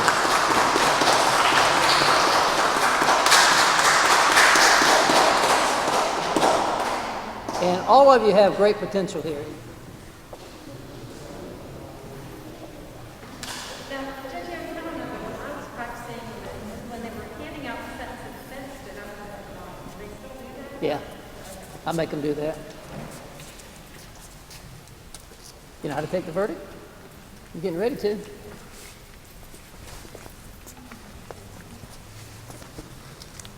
All right, ladies and gentlemen of the jury, who speaks for this jury? I do, sir. All right, if you just answer my question, just either yes or no. Has the jury reached a unanimous verdict? No. We have a hunter. Well, then they got to go back. They can't, it's not happening. It is split. Okay, Mr. Bailiff, order a pizza. I want it to be 5/12 pepperoni and 7/12 sausage. Okay? In the real world, I would send you on a break, and then I start talking to you about where we're going to park in the morning. And then I would also talk to you about the fact that Friday is Good Friday. But that I can make the courthouse available. And we can either come back Friday or we can come back Monday, but we're not to that point yet. So I want you to go home. I want you to have a good night's sleep. Now, I got people at my house that love me, and you got people at your house that love you, and you're going to be tempted to talk to them. When something bothers me, I want to talk to the one I love, but you know that'd be wrong. So I want you to do two hard things. I want you to put all this out of your mind, go home, have a good night's sleep, and we're going to come back at 7:30 in the morning to make sure you got plenty of time. We'll come back at 7:30 in the morning, and we'll start all over on this again. And don't you worry about this. And most time the jurors come back. If we could get each one of the jurors to stand up there yourself so that we can thank you for your time. How about just telling us what the split is on, what are the numbers? 4 to 3. There's more than 7 of you over there. And the rest don't have an opinion? 1, 2, 3, 4, 5, 6, 7. There's 8 of you. How can it be 4 to 3 when there's 8 of you? Oh, I'm counting him. All right. All right. Was that the same split on all 3 charges? Yeah. All right. So why don't you just stand up one at a time and tell us who you are, what you do, and tell us a little bit what you thought about the case or what you thought about any of them.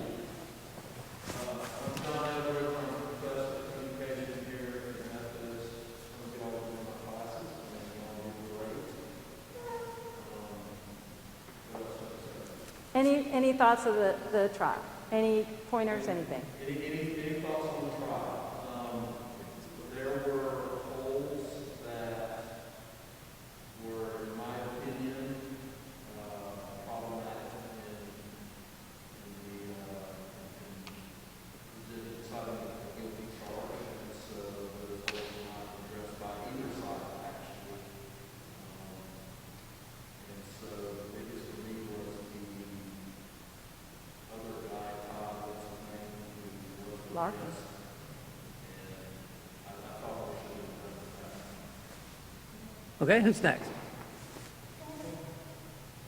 Okay, most of y'all know I'm Michael Knowles. I studied forensic science and digital forensics and cybersecurity here at West Virginia, legal studies minor. I hear what he says. There was a lot of holes in the thing, which I'm sure there's a lot of design like that. Yep. A couple of things that we would really be looking for is like some camera footage of the defendant leaving work, that his route going back to his dormitory, which was on the other side, versus the other dormitory. Some things like that. We can take cell phone records, the receipt. I can take it. I can run the credit card if I have to swipe the card or how it's got. But Michael also knows what it's like to do a mock trial because he was supposed to be doing it last year. And they buried a fake body, they had done all the work. I mean, they were ready, and then COVID hit. Yeah, let me tell you what would happen in a real trial. We'd have gotten rid of him in jury selection. Okay? Because one of the questions they ask is, what's your favorite TV show? All right? And then when people say CSI and all that stuff, then they say, now you understand that that stuff's not real. Because, believe me, the cases that we try are the ones that have the least amount of evidence. The ones where we do have that type of stuff, they plead. Yeah. But jurors want the bank down the street who have caught the whole thing on the camera. They want DNA, they want fingerprints, they want everything because they see it on TV. And that stuff just really doesn't generally happen. But, so I guess you would have been a not guilty.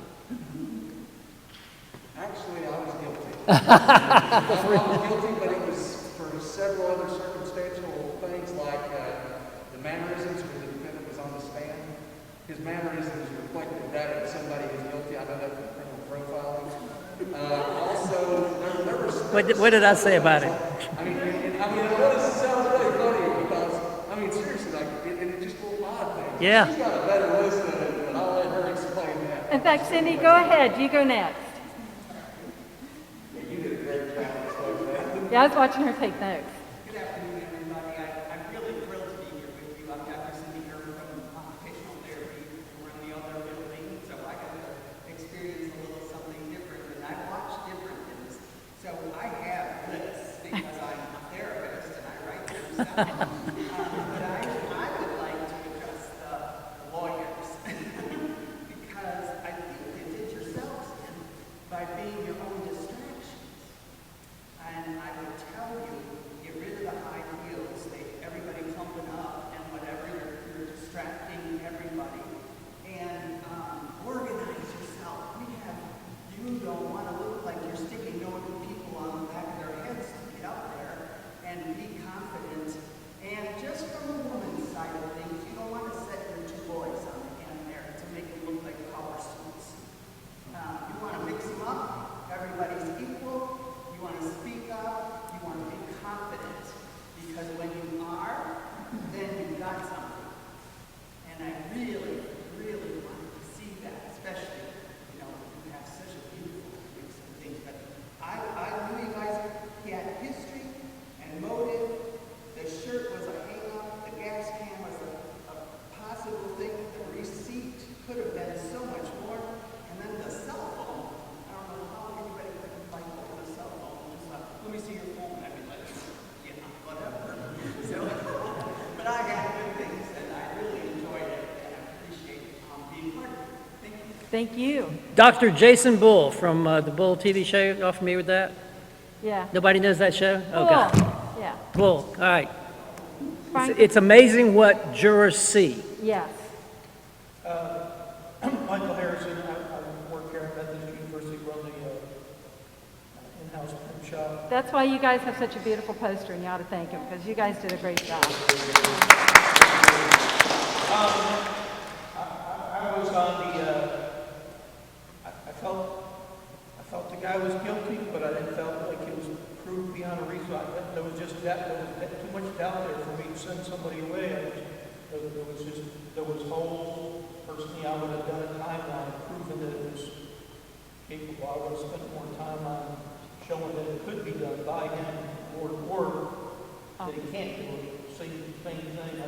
To me, that was and I agree with some of the other things that were said here too. But this is my first time doing this. I love the experience of it. I would hate to have to do it for real. Thanks, Michael. Austin, go ahead since you're in the back. Hey guys, my name is Austin Hargrove, and I'm a student here at Methodist. My major is environmental and occupational management, and it's a pre-law program, so I'm taking intro to law in this module right now. Will you please tell him that once you get out of that, you enjoyed the law classes more? This has been the hardest semester teaching that class, because none of them read except Austin has, and most of them are seniors, so they're taking it just to graduate. So it's been a really, and you're good, James, you're good, but you guys know what I'm talking about. I mean, serious to God, James, you two about the only ones I'm like, thank you, dear Jesus. Take con law. Yeah, con law's going to be real good in the fall. Go ahead. First off, I want to say that I thoroughly enjoyed this. This was very fun. And, but originally I was on the not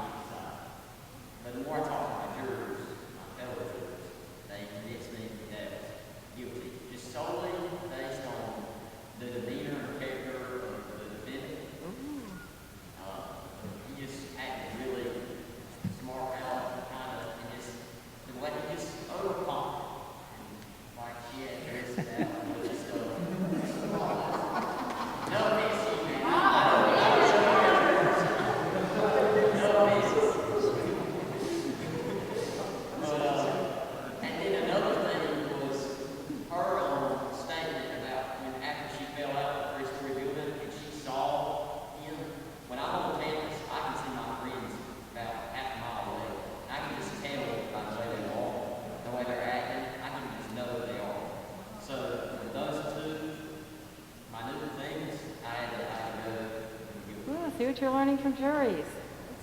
All right. Okay, our next juror, Mr. Harris, Oh, yeah. was a public defender for many, many years and a prosecutor briefly. And he would have won this case because there's no way in hell he'd have let his client get on the witness stand. Not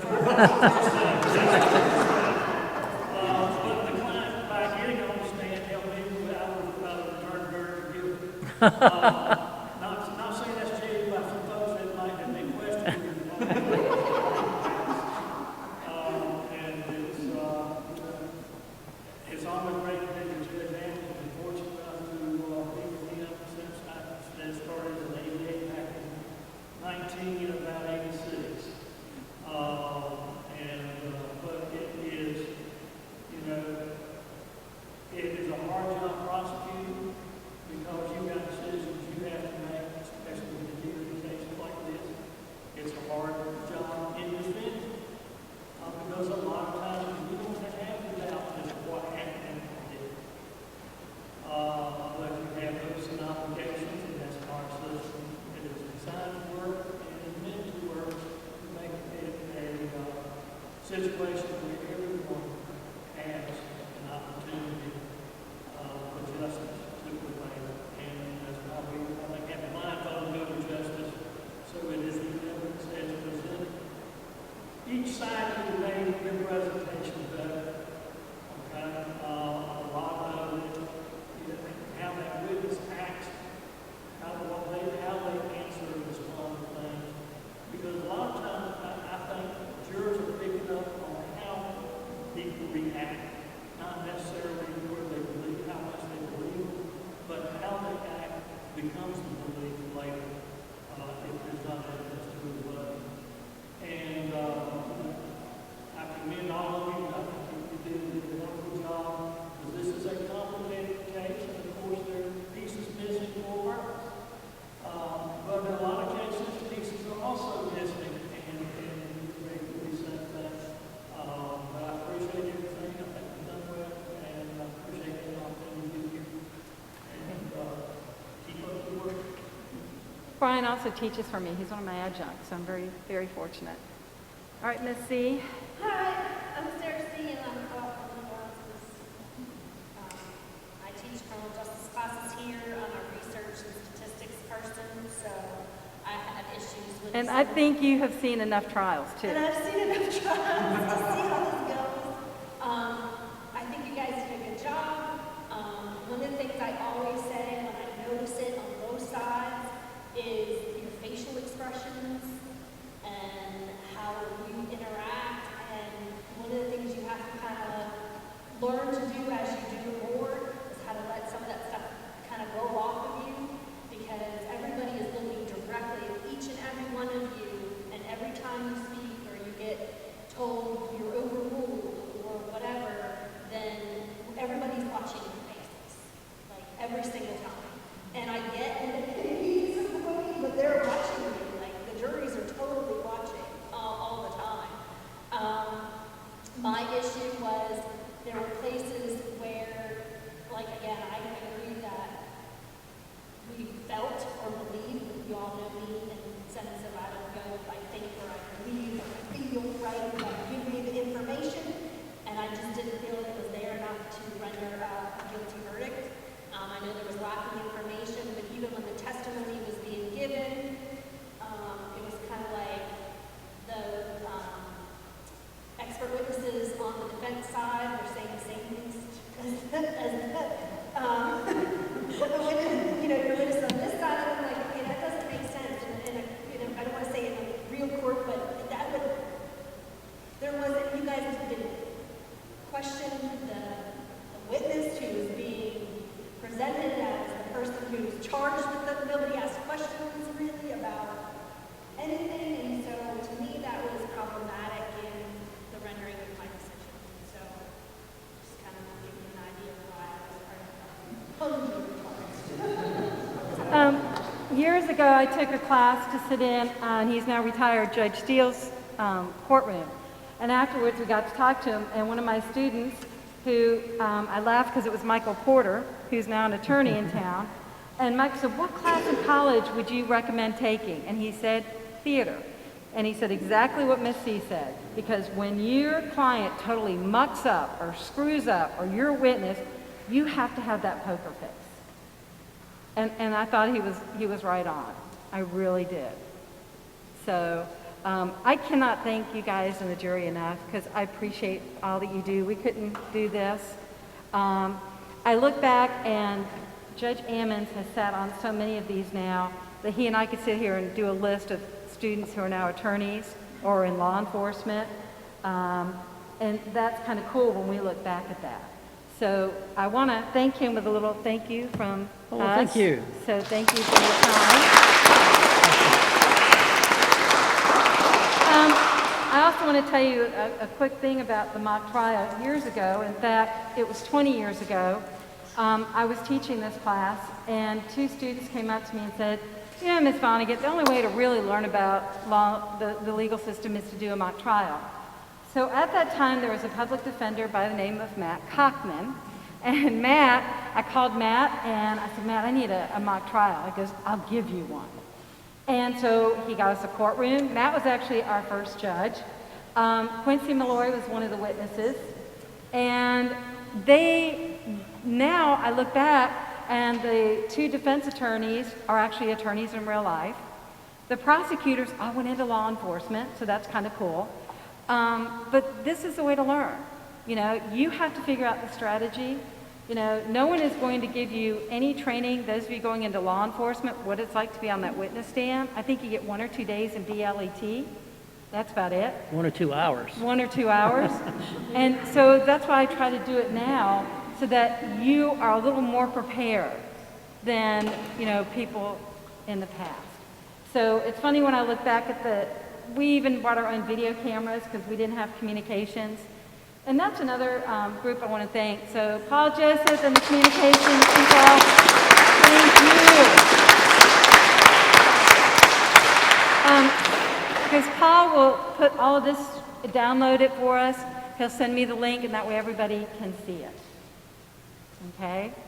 But I think all of you guys did a great job. You were all really well prepared, except, you know, yeah, attorneys, I see it. You learn. But I think that you all did a good job, and I think the witnesses were really well. Angelina, I gave you a hard time in class, but you did great here. You know, you were prepped, you were ready, and I was really proud of you for that. I think everybody, Alasia, you were awesome. As you know, you were so worried about doing the photographs and how do I testify. You did a great job. And especially when you hear a judge say, and you talked about the 4 corners, that's what a real person would do.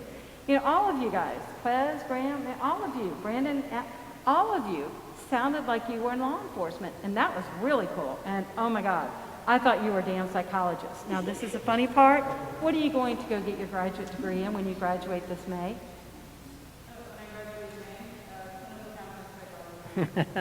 So, I mean, I think all of you did an awesome job, and our poor police officer, you were awesome. You took the brunt of it, but you did a great job.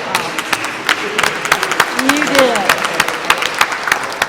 So, I want to thank all you guys, and